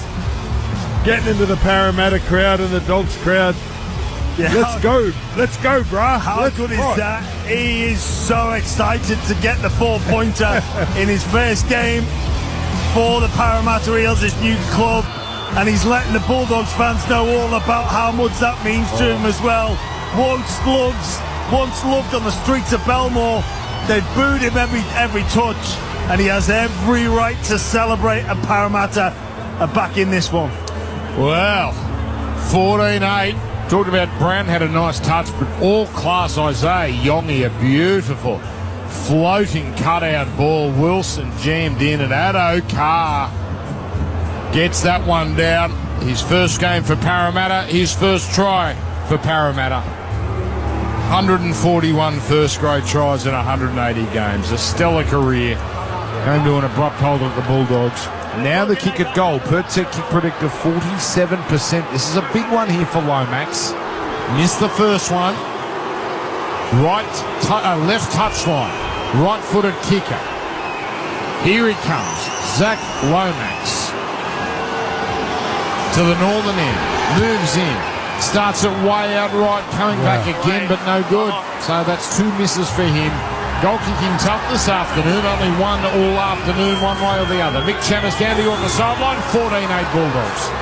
Yeah, a little bit concerned with that Bulldogs right edge. Last week, when they had that injury to Matt Burton, the Gold Coast Titans ran a couple of tries down that side while Crichton wasn't defending there. And then today, the first 2 tries for Parramatta have come down that side as well. So a little bit of a concern there for Coach Cameron Serraldo. Just on Just Shadow Car, boys, I was listening earlier to Buzz talking about that spot that he had of Josh Adokar at the Macca's in the drive-through before the game. Apparently he said it was Lakembla Macca's. Now I know Buzz doesn't venture outside the Shire very often, but Lakembla, it's not a place, Buzz. He's thinking of Spain, the Rumbler. I mean, in fairness to Adokar, he can't get a kebab at Brothers anymore at Belmore. You've got to let him get a feed somewhere. Lakembla or Lakembla, whatever we call it. Now he's Riley Smith. Tell you what, Riley Smith ran out a dummy half into markers who weren't square, but the ref let it go. Kautonga now carries it forward. Parramatta right in the thick of this game. 20 short of halfway. Here's a charge by Tuivaiti. And he'll play it here. He's playing his 3rd game. On the next, Dylan Brown has a run. It's as threatening as he's been for most of the afternoon. Gets to halfway. And he's brought down on tackle 5. Hawkins puts up a bomb. It gives the chasers a little chance. No one wants it for Canterbury, so Penasini takes it, puts boot the ball along the ground, but Tracy covers it up and then he's squashed in a tackle. Tuivaiti there along with Barlaw. That's a hell of a sandwich to get to be the meat of. Yeah. Tuivaiti's shown some promise off the bench for Parramatta this year. I really like when he injects himself into the game. He's a big body. And he'll only get better with experience as well. Mick Chamis, a better sandwich. Bob Train teammates. He doesn't look too serious. Stephen Crichton had to get help back into the attacking line for the Bulldogs. He's slow to his feet, but he's now back in the attacking line. Just keep an eye on him over the next 5 minutes. All right, thank you. Dan, sorry, mate. That was more like the burger with the works. Oh, jeez. Yeah, that's exactly right. Here's the kick. It's bigger than a sandwich. It was a big boy. Now here's Yongi carrying it forward. See, every time we've seen him, he looks classy. And he's working it into the defence. Harry Hayes in no hurry to let the Parramatta fullback play it. 14-8, Canterbury, tight one, 28 to go. Lomax on his knees, trying to crawl his way to an extra couple of metres. Made the play at centre field. Samrani, he's squeezed in the tackle. And he'll play it 30 from his own line. Back to Adokar. Adokar doesn't go too far here as 4 Bulldogs defenders wait for him. Now Riley Smith on the Hawkins. Again, kicking before the last. He's got angle on this kick. It could be a 40-20. Oh, it takes a cruel turn away from the touchline. Tracy was caught out there, but he eventually rounds it up. Oh, that's unfortunate for Dean Hawkins. That was a wonderful kick. You just wonder if it hit one of those divots over on that far side of the field and just twisted its way in because it looked for all money like it was heading out down. That's like my golf game. Every time I miss a putt. They don't like it when you venues New South Wales don't like it when you mention the surface. They don't. Just it's be careful, horrible. Jimmy. Round 3, it's terrible. Well, they got done in the first week. They hosted a game they weren't supposed to. His man. Suncorp Stadium has Magic Round in the wet. Doesn't look like this. Hang on. That was Sandcorp for a while, Gordon. Oh, Dan, put your manners back in. If you ever want to come to a concert with me there, you're on my side. Where was my Luke Combs invitation? I'm waiting. Where's Tallis? He would have had a corporate box somewhere now. He's somewhere like that. Please. Adokar. You haven't missed anything, by the way. Adokar was tangled up there with Preston and followed up now by Tennessee. Played back now to Dylan Brown. Getting it on to Zach Lomax. He works upfield. How many runs has Lomax had? 20 on the Choice Hotel stats. Riley Smith. He throws to the right here to Semran. He chopped down around the ankles. And that's only tackle 4. This is a momentous 28 minutes for particularly Parramatta, because they can really turn things around here and get themselves that much awaited first win for Jason Riles. But they've got work to do. Hawkins kicking from outside the 40 this time. Conservative one. This time Tracy is in the right position. And he brings it back. good Sunday afternoon clash. It's worked up here, Montoya, who's working it upfield. Teams are in for the late game. Manly, Canberra, 5:15 Queensland time, 6:15 New South Wales time. I'm looking at a Manly side. Hopewadi to fullback, that's no surprise. No Tom Trbojevic. And Clayton Fa'alalo comes in on the wing. And for Canberra, they're 1-17, but Smithy's off the bench. Trey Mooney to start in the 13 role. They are the teams. And Ben Dobbin and Ben Teo and Josh Reynolds will have you call there as soon as we're done here at CommBank Stadium. Sexton puts up a kick after that completed set. One moment, Gordy. Just let's call the end of this. Here's Yongi carrying it back. And now he's tackled 14-8 Canterbury. Hey, Dan, I had to check those stats. 20 hit-ups with so much time to go with 150 metres. That's a great effort for any player. We'll make it 21 on the choice hotels. Well, it's ridiculous. He is good for a hit-up, a relieving hit-up. Oh, penalty. Parramatta, this game is turning. 14-4 half-time, 14-8 now. High tackle against Crichton. And the Dogs are about to do some more defending here. In fact, it was Sexton. My apologies to Crichton. Sexton was there first, and he hit the ball, and then his arm rose up and collected. Penasini in the head. It's a penalty. And now Parramatta almost to halfway after the ball kicked in the touch. Yeah, making their way down the field here, Parramatta. Dan, you mentioned just how important that first try after half-time would be. It went to the Fox and the Parramatta Eels, and they found a spark. They're full of energy at the moment. Now it's Barlow rumbling upfield, taken around the ankles. The Canterbury number 17, Curtis Moran, makes a tackle. He's just entered proceedings. On the next, here's Hopgood, a hospital pass, well taken by Hawkins. Hawkins has been solid. He's taken in the tackle. He did well to hang on to it. 35 away. Hopgood with footwork. Oh, he's lost the ball in the haze. That's a killer early in the count. That's frustrating for Parramatta. Really frustrating. We haven't had a challenge yet today, and I don't believe we're going to start now. Hopgood looks pretty guilty there, and he might have conceded defeat on this one. Yeah, he's looking a bit confused looking at the screen. Obviously, it's two Bulldogs players on him, thinking whether it's a strip, but I think he just loses the football. The referee was in a great position. Yeah. But Dan, what's the record with hit-ups in a game? Oh, jeez, I'd have to check. About 30. It'd be a Roger Tuivasa-Shek game. Yeah, or right. a Charles Nickel Klukster. I don't. Because what a tackle's about 70 something. Oh, yeah, 78, I think. And McInnes was McInnes against Penrith. Cam Smith had 74 in a grand final. But it's a good question, Gordy, because he could get the 30 by the end of the day. One of our own, Nathan Hindmarsh, 64 flops. Here's a flick pass here from Mann. Away now to Hayward. Hayward chopped down here by Caltonga. Canterbury here. They can punish a team that made an unnecessary and unforced error. It won't be on this play because Hopgood at marker has rounded up Barney, even though Hopgood didn't look square. On the next, they go right side as Tracy throws an unnecessarily risky pass. It was well hauled in by Crichton, but the fingertip catch meant he just had to steady himself, and he was easy meat for the defence. Not the greatest set from Canterbury. High kick goes up. It brings Yongi forward. Oh, easy catch. He smashed in the tackle, but that's a good result for Parramatta. 14-8 they trail. Dogs on top, but Parramatta continue to fight hard here as Lomax on run 22 slips over. Yeah, that was a poor set for the Bulldogs. Very clunky in their attack. There was a little opportunity for Hayward to take the line on, and then they moved the ball to their right edge. And Stephen Crichton probably just a little bit too deep off the shoulder of Connor Tracy as he looked to accelerate around the corner again. But the Dogs need to keep playing football if they're going to win this game. I don't think this 6-point lead will be enough. Hopgood offload is handy. Yongi makes a few extra meters. 8 short of halfway. Riley Smith booting it into open space towards the Wilson wing. He's got to play it this. He takes it on his dry light. The chase of Parramatta's pretty good. Wilson gives it to Tracy, and Tracy's closed down. It's not often you say this, but the Dogs are looking a bit tired. And Parramatta full of running right now. Riley Smith involved with 2 others to make the tackle here on Wilson.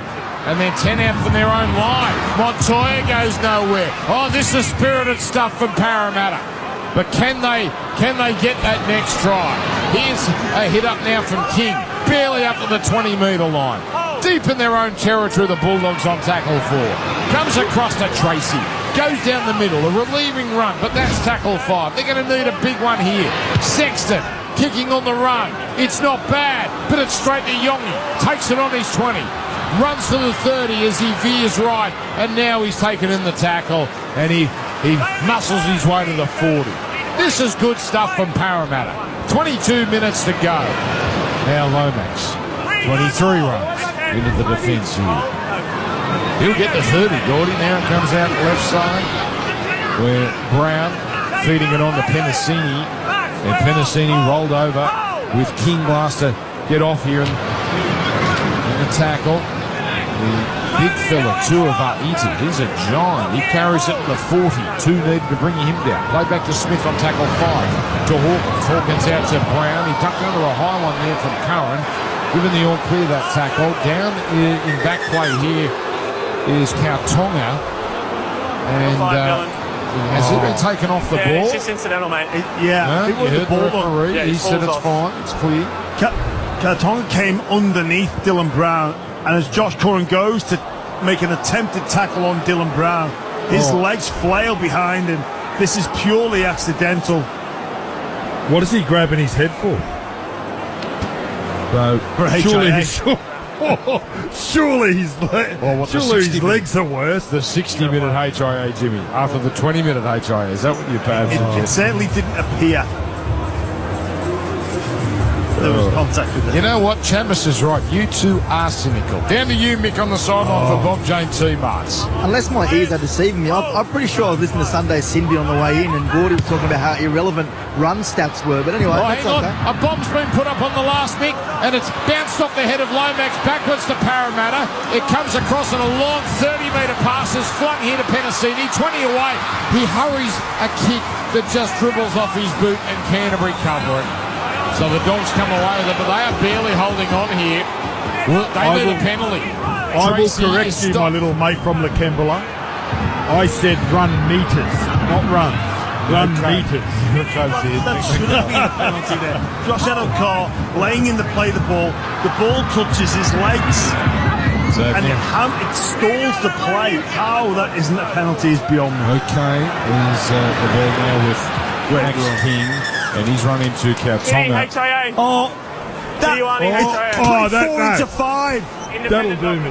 So Kautonga has been ordered off here. What are you stopping the game for? So Kautonga is incensed here. He's ordered off. You've been pretty good here on a Kautonga.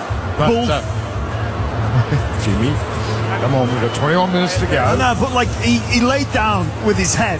The independent doctor interferes. He doesn't even touch his head. And it's played 4 into 5. The Bulldogs have got the quick play of the ball. But oh no, let's stop the game. So, looking at a Harvey Norman replay, we've finally seen what has happened on a proper angle. He tripped over Curran and just fell awkwardly. Doesn't look like he fell on his head, but off he comes. And the Bulldogs are under all sorts of pressure there on the kick. It should have been an easy kick on the front foot, but it wasn't. Okay, now it comes from Parramatta's centre. The centre of the field, ball flung out to Addo-Carr on the left, and he's wrapped up by Preston, but the user only 10 short of halfway. Comes across to Penasini. Penasini, who's working into the defence. 14-8 Bulldogs. They haven't scored. They haven't looked like scoring in the second half, really, as Lomax carries it over halfway. He'll play it back now to Riley Smith. Throws a bullet out to Hopgood. Early ball now to Tuivasa-Iti. An imposing run. Falls on his front. Gets up quickly. 30 away. Comes to Hopgood. Runs down the centre. Flicks it back as he's tackled. Eventually now the ball comes here to Yongi. Yongi looking dangerous as he works into the middle. And 3 Bulldogs defenders are there. But Parramatta asking questions. Last. Hawkins. High kick. No trajectory on it. It's an easy catch for Montoya, but it's not the worst result for Parramatta because Montoya has to play to metre out from his own line. Now it comes across here to Sherry, and he's smashed in the tackle by Parlour and Hopgood. 19 and a half to go. Wilson is working it upfield. And he's put on the ground. Sexton giving it on. Morris hammered. Hopgood has really lifted here, really lifted in the last few minutes, despite that error that hurt them a few moments ago. Tracy giving everything he's got, but Canterbury are stuck in quicksand. They're barely outside the 20. Last, Sexton. Tuivasa rushes up on him, puts a little bit of pressure. Not a bad kick, but an easy one for Lomax. And another run to his stats. He's almost a halfway. This is great stuff from Parramatta, but are they good enough to score and get this back to an even game? A hit up now from Semrani. Tell you what, ball's been in play a lot of this second half, not when he stops as it's carried forward. Parramatta Dan, now I got a text, talking about stats, I did get a text from the great Nathan Highmarsh. He said 75 tackles is his record, and it's called third man in. I can't read the rest of the text. All right, now he's a carry from Yongi. He's our own. I can't believe you disrespected Nathan Highmarsh. Oh, the flopper. As here's Hopgood, dragged down, 30 away. Last tackle. Bit of a messy end of the set for Parramatta. Nothing really doing. The high kick, much better from Hawkins. Contest. Here they come. Up they go. Montoya mistimes his jump. Comes away to Hawkins. Is it 6 more? Yes, it is. Parramatta 10 metres away. Canterbury struggling. Lomax on the ground. Lomax still on the ground. Semrani with a centering run towards the middle. Can Parramatta get this try? Now it's Riley Smith. Tuivasa, who's put down here on the right side by Tupanua. Ball play to Smith. Throws open left. As it comes from Hawkins to Hopgood. The Bulldogs go raced up and Hopgood they just had to take the tackle. As it's played back to Smith, he goes left again to Brown on the angle. Short pass lane, threatening, just held on to. Tackle 4 metres away. Smith, short side grubber. Brilliantly taken by Marnie. He stays in the field of play. That's fantastic defence by a Bulldog side full of players with hands on knees right now. They're not out of it yet, Canterbury. They lead 14-8. Montoya going nowhere on tackle 3. This is a survival of the fittest on a Sunday afternoon. Crichton all of a sudden looks fatigued. 4 gone after his run. Now it comes to Tupanua. He's only up to the 20. They can't make metres, the Bulldogs. As Parramatta continue to muscle up. Sexton down the right channel, kicking long. And it's going to be caught here. The man at fullback is Yongi. Up to halfway. Chopped down by Crichton. How much longer can Canterbury survive here? 14-8 they lead. Penasini finds an opening, goes down the left side. Preston's got him. He's about to drag him into touch. Ball flung infield. Canterbury forward through 7. Wow. Brilliant defence, Canterbury, as Parramatta relent. What a passage of play, though, down here. From both teams. Wow, that was exciting football. Just imagine if he found a kick there, Jimmy Graham, back to the post. The Fox was on the inside. Down to Panua carries it up. Canterbury, first time in a long time it seems, have had the ball inside Parramatta territory.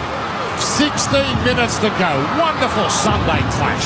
2 Sydney clubs with a ding-dong struggle. Salmon, centre field, 42 out. Comes to King. King works it up the left, where he's brought down here. And he'll play it back here to Marnie, away to Sexton. High kick, here come the chasers. Parramatta must get this back. Yongi takes it, lost it. He lost it on the way down. Then Canterbury knocked on through Montoya, but that'll be Canterbury ball. And you get the sense they're about to put the hammer down the Bulldogs. 14-8 they lead. And this is, I believe, their first chance all second half. Triple M rocking Sunday footy for Room Hot Water and for McDonald's. Yeah, they've been rewarded there for their strong defence. The Canterbury Bulldogs, a couple of huge plays. Sean Lane, one-on-one with Toby Sexton. Big man on little man, and the little man just clings on for dear life. The Bulldogs, wow, that defensive effort, Gordon, was sensational to watch. Absolutely, I'm loving this. How exciting has this game got? As you said, Dan, a lot of ball in play going end to end as the Dogs are on the attack. They do. They go right. Comes to Sherry. 2 on 3. Sherry takes the tackle. Bulldogs open up the left side. 14 minutes and 45 seconds to go. Dogs by 6. Tracy turns it in, and it's King working it up the middle. Tries to get the arm through, but no chances. He's rolled over, and Lane buries him once and for all. Marnie, dummy half, goes back to the short right to Tracy. Now crisscrossing with Crichton. Well, Crichton has King right in front of him, so Crichton just has to take the tackle. Wasted one there for Canterbury. Right up right now. Play back to Marnie. Throws left to Salmon. Salmon to Sexton. Puts in the grubber. Sherry takes a fall, but that was all him. Taken by Samrani into the goal. It's going up. This surely is not a penalty try. Jerry, starting no try. Just confirm that there's no one taken off the ball with professional foul element. And if there's not, we have Satili Tupanua offside kick chase. Well, this could be a great result for Parramatta. First inspection, Jimmy Graham. Parramatta's defence did nothing wrong here. No, so Satili Tupanua is offside on the kick on the inside of the play. Monitoring Bronson Cherry is onside. So they've all chased Need to determine the actions from Dean Hawkins. And now has Hawkins run a lot, but his line is heading towards the ball. Cherry falls over. There's no doubt Cherry is at fault. So here's the kick from Sexton. It's milking, which we wanted to outlaw. Well, Sexton is right there. He doesn't move across. There's no foul from Dean Hawkins. He's just turning back in the direction the ball has gone. And Parramatta's going to get a penalty. Gordy, this might be their day. Satili Tupanua is always offside. Yeah, he just couldn't help himself there. And comes in and makes the tackle. And he could have stayed out of the play, Jimmy. That's the confidence. That's the teamwork where he can stay out of that play. Yeah. The momentum they had from that kick, the blue and white jerseys they had in the picture, he did need to get involved. Was this what the Eels needed? Is this the break? They deserve it, Gordy. Yeah, absolutely. Absolutely, they've hung in there. They started horribly with their handling, but they've just stuck to their guns. They were putrid against Melbourne. They were even worse last week against the Tigers. Not today. Lomax hits it up. He's 10 short of halfway. 14-8 Parramatta try. They have the only try of this second half on the Mitsubishi Triton scoreboard as Triple M rocks a beauty of a Sunday clash. Now it comes from right to left. Hopgood delivering a pass to Dury. And Dury is over halfway, but stopped pretty comfortably there by Preston and Curran. Left side again, a no-look pass from Brown onto Lane. Lane's causing that edge of Canterbury some problems. He's taken here 35 out. On the next, it comes back to the open. Not the cleanest pass from Dury. A bit line ball there to Hopgood, but all clear, and Hopgood stopped 30 metres out. Last tackle comes to Hawkins. Hawkins puts up a bomb, which is going to get Lomax interested. Oh, he got up there with one hand, but he couldn't take it. He lost it forward. You've got to admire Zach Lomax for the amount of work that he's put in for his team. Chopping and changing positions, just comes to the middle of the field. He's going to challenge this, I think. Oh, he's lost it forward. Challenge from Parramatta. On-field ruling is knock on Zach Lomax. Okay, so Harvey Norman captain's challenge. Go Harvey Norman. Samsung 2024 TV run out on now, Gordy. There's a chance he does knock it back there. Mm-hmm. There's a chance he does. Right. Maybe he's right here. So he got himself onside. The kick probably not as deep as he was expecting. In front on the kick, just going to monitor his run. Oh, Zach Lomax is onside. Is this going to be the captain's challenge where not only is it lost, but it actually benefits the other team? No, he's outside the 10, so that shouldn't be an issue. Here it comes, the contest. Tracy coming forward. Zach Lomax has a clean run to the ball. So he's certainly touched it, and he's lost it. And Zach Lomax knocks the ball on. Yeah. The challenge is unsuccessful. That's interesting. They don't really look at another angle there. They looked at a close-up, but okay. Technically, it comes off his shoulder and goes backwards. Yeah, but momentum, it's like throwing a ball out the window of the car window. That means every pass is forward. Well, that the fly in the car, Dan. The fly in the car. That's right. If you're driving at 60 kilometres an hour and you throw a tennis ball out the window, it goes forward. I reckon if you're driving at 60 k's an hour and you've got a tennis ball and you start to throw it out the window, you've got bigger issues. You've got bigger issues in your life than the momentum rules. Is not blowing your top in the last 12 and a half minutes because I'm worried about you, Jimmy. 14-8, Canterbury working. Especially if Parramatta win, Dan. Oh, I'm worried about 14 all, let alone Parramatta winning. Here it comes out to Sherry. Sherry gets up and goes again, but the ref said he was held down by Samrani, the winger, and that ends that. On the next, Curran carrying it up, 12 and a half to go. Curran made the play, 10 short of halfway. Oh, Sexton, a little bobble. He managed to get a clearing kick away. That was actually quite brilliant. In the end, it was innocuous, but it got him a lot of meterage there as Lomax. Run number 28. We're going to really have to check those records, Gordy. I'm told here Clint Gutherson had a 34-run game, so, well, geez, Zach Lomax is shirking it, obviously. He's only got 28. Now comes across here to the number one, who's been wonderful, Isaiah Yongi. Gets better every week. On the next, it comes left side to Brown. Brown the lane, early ball, Penasini. Penasini engaging with Crichton. Crichton this time comes up with a great tackle with Sexton coming in from the inside. Great battle, Penasini, Crichton. And it's now a little outside, inside. Terrible from Parramatta, as it was basketballed over the top to Riley Smith, who stuck a mid out and dropped it. That's weeks 1 and week 2, Parramatta, not week 3. And Sean Lane, he's had a great second half there. And if he looks on his outside, he's got Josh Adokar. He goes back inside, a basketball pass over his head.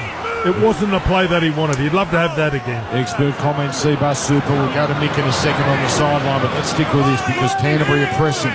They're 40 away. We must be close to field goal time here for Canterbury. Get themselves that 7-point lead as it comes here to Damon Salmon. 14-8's a very 80s score, and it's the 80s rivalry as it comes down to Sexton. Shows it inside, throws outside to the left to Hayward, turning it into Curran. Curran splashes off the tackle of Smith, but not Hopgood.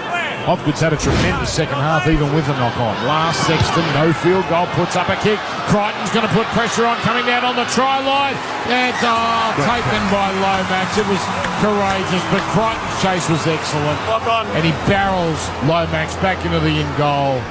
Crichton there gives Lomax, I think, actually a friendly pat on the head. I don't think it was gamesmanship.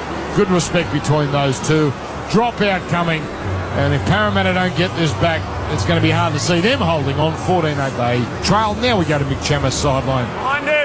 Bob Just an update on Kidione Katolga. He came off a bit earlier for that HIA. He's passed. He's able to come on. The Parramatta Eels are just about to make their 18th change at the moment. Junior Paulo coming back on the field. And thank you. I can't believe I forgot the sponsors, mate. Another weird dropout, no trajectory, goes 20 metres, easy catch for Montoya. Takes it 12 away. Ball play, Tupanua drops it. Tupanua puts it down, that's his second knock on, and they can't put Parramatta away. 9:20 to go. Canterbury are tired. Parramatta are fighting. Yeah, it's under no pressure. This is a one-up hit-up. Oh, Tupanui just takes his eyes off the football. We've so all done it. Frustrated with himself. We've all done it. We're just thinking of our second job. Stop thinking of your second. Your first job is to catch the footy. First job, catch the football. Well, I think you'll find, Gordy, this is Jimmy Graham's second job because he counts the bye round as his number one. Oh, yeah. Oh, mate, why wouldn't he? Why wouldn't he? I think so. I'm just fortunate to have a job done. You're like, here we go. Here we go. Oh, the false modesty. Now comes across here. Good. So like that little drive-by out of nowhere, Jimmy. Here it comes, 15 short of halfway, out to Hawkins, feeding it on to Hopgood. What a great Sunday. This is Sunday footy at its best. We had a couple of turkeys to start us off, but this is what we want. Dory on to Hopgood. Hopgood out now to Hawkins, inside their own territory. Dylan Brown, this will be a time for him to shine. He runs, but he's well contained. Crichton and Preston combined, 48 away. Here we go, high kick. I think Lomax is in front. But here he comes, putting on pressure. Not deep enough. Kick too deep, I should say. Tracy takes it, and he's absolutely smashed. Fired up Zach Lomax. He recognises this game is here for the taking, and it might take some brilliance from him. Now it comes across to Sherry. If they get close to Bulldogs, as Sherry hits it up, surely they have to start thinking 1 point. That wasn't on their radar last time. As Tracy carries it forward down the left edge. Stopped by Jermaine Hopgood. 35th tackle for him on the Choice Hotels. Max King with a hitter. His 11th run, but he's been pretty well contained. 10 short of halfway. Canterbury get through a set here. Hopgood lying in the ruck. Marnie was desperate for a penalty. The ref let it go. Deep one taken by Adokar. He passes early on to Yongi. We're talking about Lomax. Yongi's got through a mountain of work as well. His 20th run on the Choice Hotels. He's 20 short of halfway. Who's going to give the spark here for Parramatta? 7 to go. Hit up now by Semrani. Easily contained. Adokar following up. Then his one-out run doesn't see him go all that far. Closing in on halfway. Smith throwing it infield. Away now to Offahengawi. All one out stuff here. 7 minutes to go. Offahengawi stopped on halfway. Smith now to the right to Brown. Catch and pass Hawkins. Hawkins goes for a run. Oh, he almost got past Hayward. Needed the help of Curran to finish that tackle off. Last, Brown goes down the skinny right, puts up a high kick towards the middle. Here comes Lomax. Oh, now he's running. Oh, has he been bumped out of it? Yes, he has. Lomax looked like he was going after the Bulldog player. And the referee has sided with Lomax.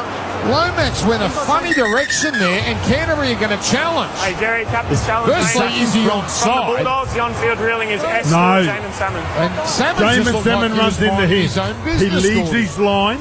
He leaves his line and runs sideways. It doesn't matter anyway because the Bulldogs knocked on, so the only thing they can get the result is Zach Lomax offside. And I tell you what, it's pretty close. Yeah, Zach Lomax is onside from the kick.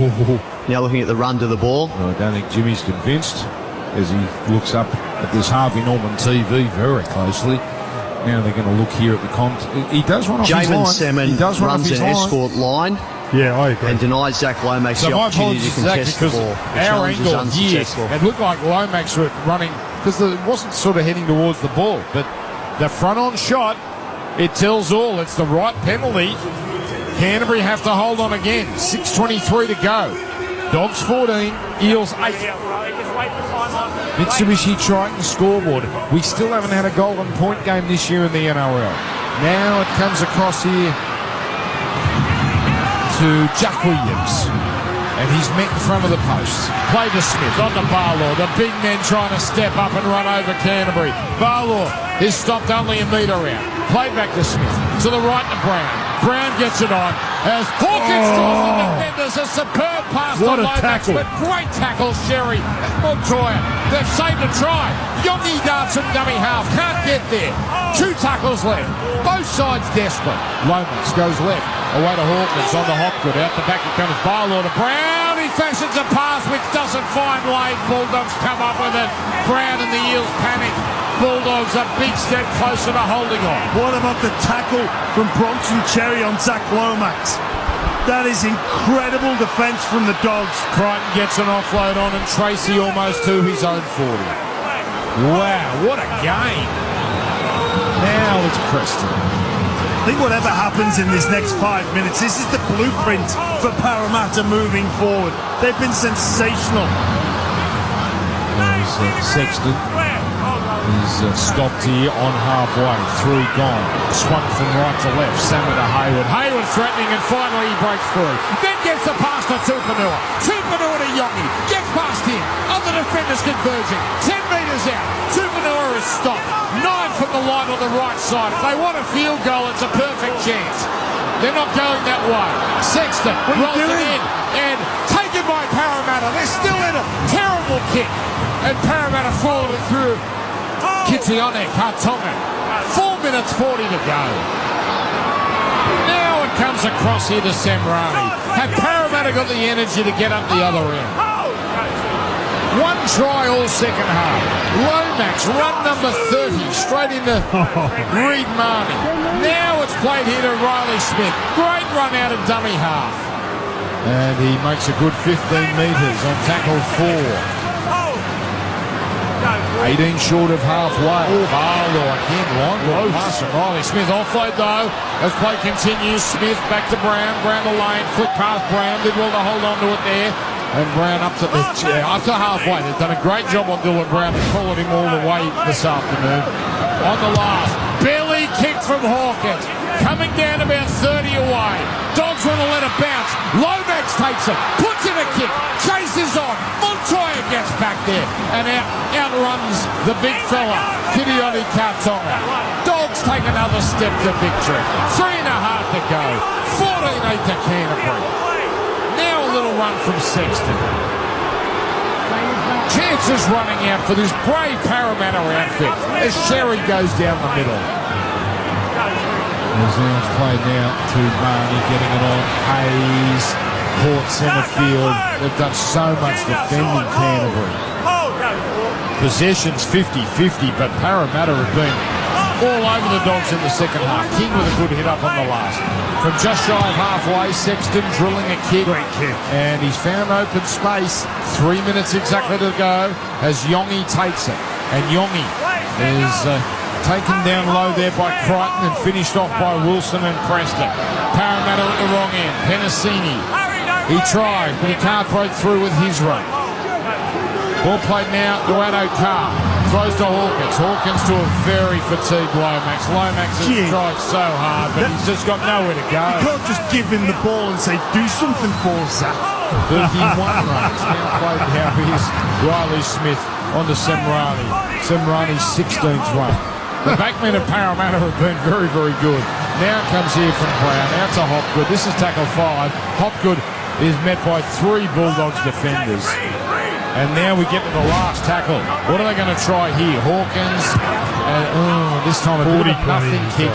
It may be a 40-20, but it corkscrews straight into the hands of Wilson. Never in doubt that one. One chance at best for Parramatta left, as it's Connor Tracy working it up from that kick return from Wilson. Ball played to Hayward. Away to Montoya. Parramatta just about gone here, as great as they've been. As it's Montoya playing it. I'll likely get one set down. They should be at the wrong end though if Canterbury do this right. To be fair to the Dogs, they've done it right for most of the game. Now Tracy zipping down the left edge. Cut down around the ankles by Hopgood. Ball played back now to Marnie. Marnie on the haze. A bit of space for him up the middle. And can't imagine they'll look for a field goal here. 35 out.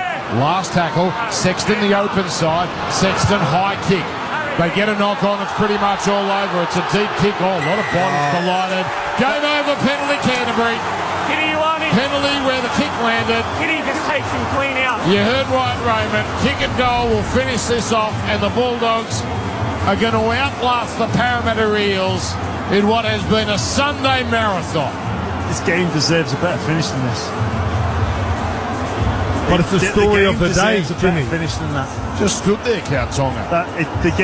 This game deserves a better finish. So Parramatta will be denied that one last chance. Frustration for Jason Riles in the box, looking at a Harvey Norman replay. Time ticking. The kick at goal will be from about 21 in from touch. I'll tell you what, Dan, if I'm a Parramatta fan for the last couple of weeks, I'm really proud. Yeah. Walking out of the stadium today. That's all you want is your side to have a red-hot dig. They weren't perfect, but if that's their standard on their effort, I'd go watch them every week. They conceded 88 in the first 2 weeks. They've conceded 14 today. 0 in the second half as well. Yeah, fantastic performance. Well, is the clock running down here? The clock we're looking at here continues to run. That's not the official clock. And the siren about this. Well, how did that happen? Everyone's just let the clock run down for 40 seconds. It's not going to matter unless Crichton hits the post and the ball bounces back in play. But an odd bit of officiating there just to let it go down for so long because clearly there was time wasting going on. Bulldogs are going to go to 3-0. Boy, they had to fight today. And this has been a wonderful, wonderful Sunday clash. We've got Manly and Parramatta next week at Brookie at 4 Pines. So Parramatta will have to be this good again. Unless they don't do that. They're facing an 0-4 start, but they can at least enjoy the effort today. Crichton's kick. Oh, nearly hit the post. Sneaks in.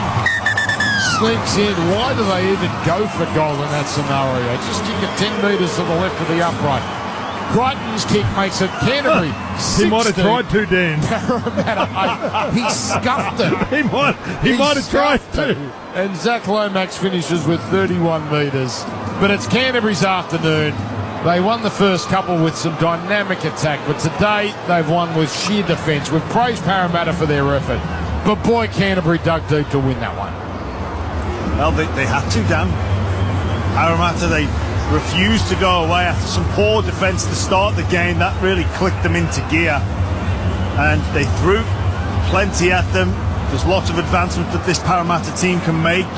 But Gordy's right, if they perform with that level of effort each and every week, their fans, Jason Riles and the crew there, and the backroom staff will be more than pleased.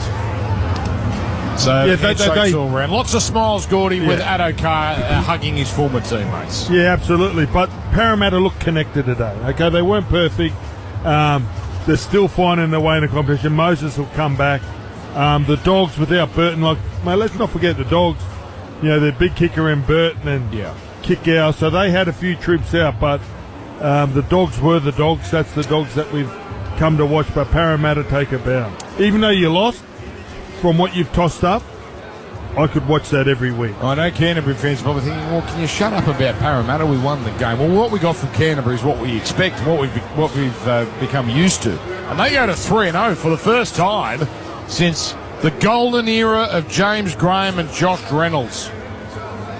Josh is on our next game. Jimmy here, 2012. And, well, they made the grand final last time they did that. Toby Sexton with you, Mick Chamis for Bob Jane Marks. Yeah, Toby, congratulations. Your 50th NRL game. Not probably the performance you were after, but the toughness, the resolve from the team, it showed there in the end. Yeah, I thought going into half-time we were pretty dominant. I felt we were pretty on top of the game, but that second half is probably the toughest 40 minutes I've ever been a part of. I think that whole half we were on the back foot and kicking from our own end, and I didn't feel like we were getting a hold of the field position, and credit to them, they were that good in that second half. But again, it's a big win for us and for us as a club, and that was probably one of the toughest wins I've ever been part of. No, Matt Burton, it felt like you were just trying to kick yourself out of that half, that whole second half there. What did it feel like for you trying to lead this team without Matt Burton in that second period? Yeah, I think it was just a gritty game. I think we haven't been involved in a game like that for a long time, and could have probably used his boot for a few times there. But again, I think it's a real important win for us as a team and where we're at, and hopefully it'll hold us in good stead moving forward.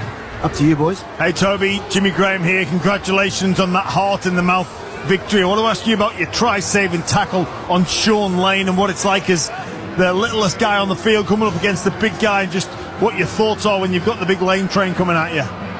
Yeah, I don't know, to be honest. I looked at him before the game, I'm thinking, only if I had a bit of size like that on me. But again, I've got plenty of help around me with Jakey Preston and Critter on my outside who helped me so much in defence, and we probably let a couple of tries we didn't want to let in there, but again, just the resilience we showed in that second half is, it's pretty pleasing.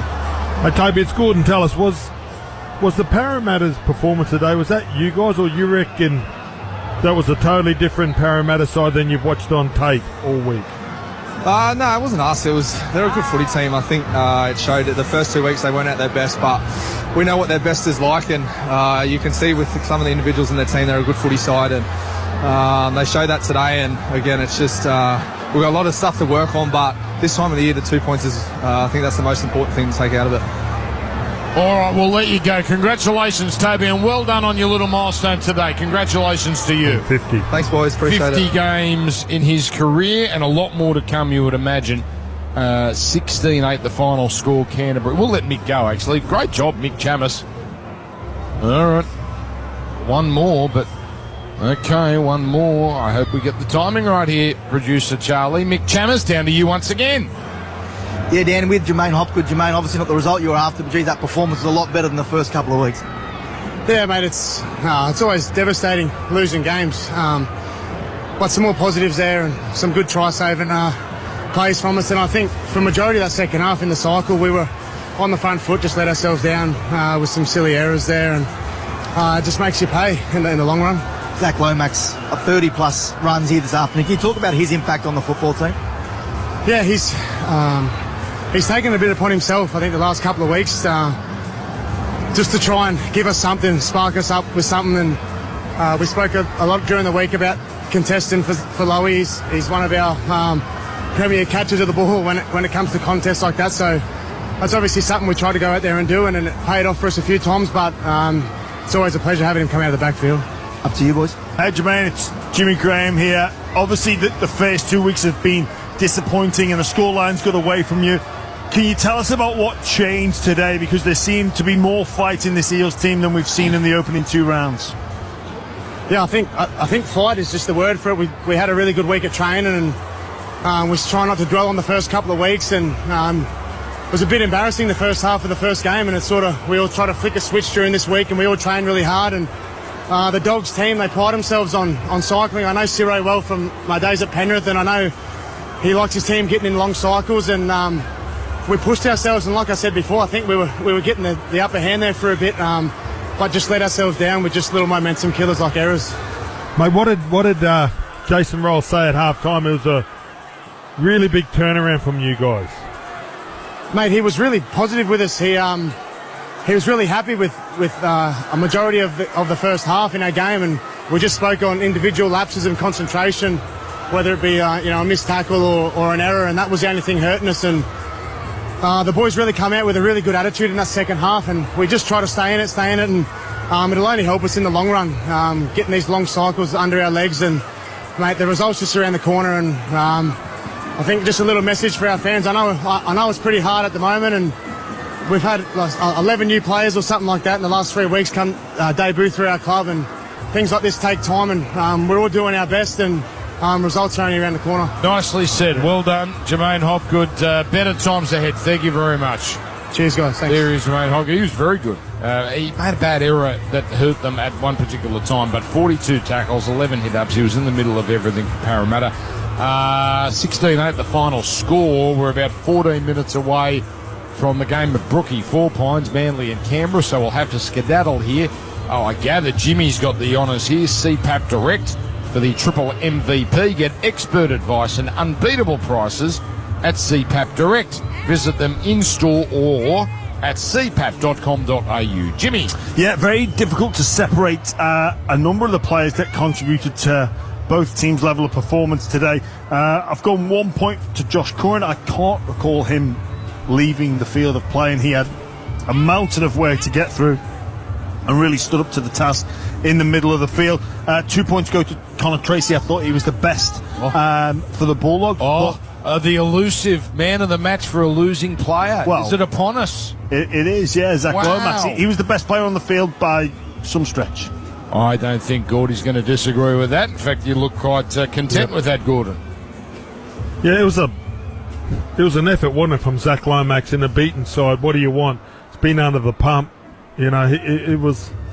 I really like what Parramatta tossed up today, mate. They've been on the pump, a big, powerful club on Old Boys Day. So, well, that's but not the Dogs. But the Dogs won. Yeah, okay, Dan, I know it. But the story tomorrow will Parramatta. be the Eels. That's the first 15 minutes of your 360 show. Just Parramatta and bit of positive. They lost, but a bit of positivity because that's not the team that conceded 46 in the first half against Melbourne and 32 in the last 50 minutes last week against the West Tigers. That was the real Parramatta we saw today.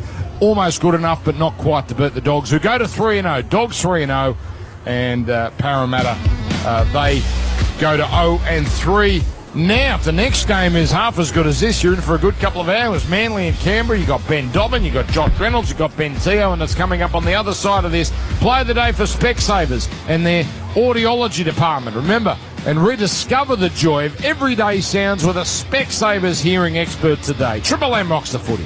The Triple M NRL Play of the Day. Man to Sexton. On it goes to Tracy. Giving it on to Wilson. Wilson's over. Brilliant put down. If he's got it down, it's a great try. He's nodding his head to his questioning teammates. And he's got his first for this afternoon, Blake Wilson. Free tolls for a year. Hello? Hello? Yes, I'm speaking. You have won the tolls for a year. The ends are paying your rent. We are paying your ends, brother. And who is this? Your fiance. Triple M's Pay Your Ends. Free tolls for an entire year. Tolls for a year. Exactly. The Triple M toll booth opens with Triple M breakfast tomorrow. Let's do it. And right across the day. The ends are paying your rent. On 104.9 Triple M.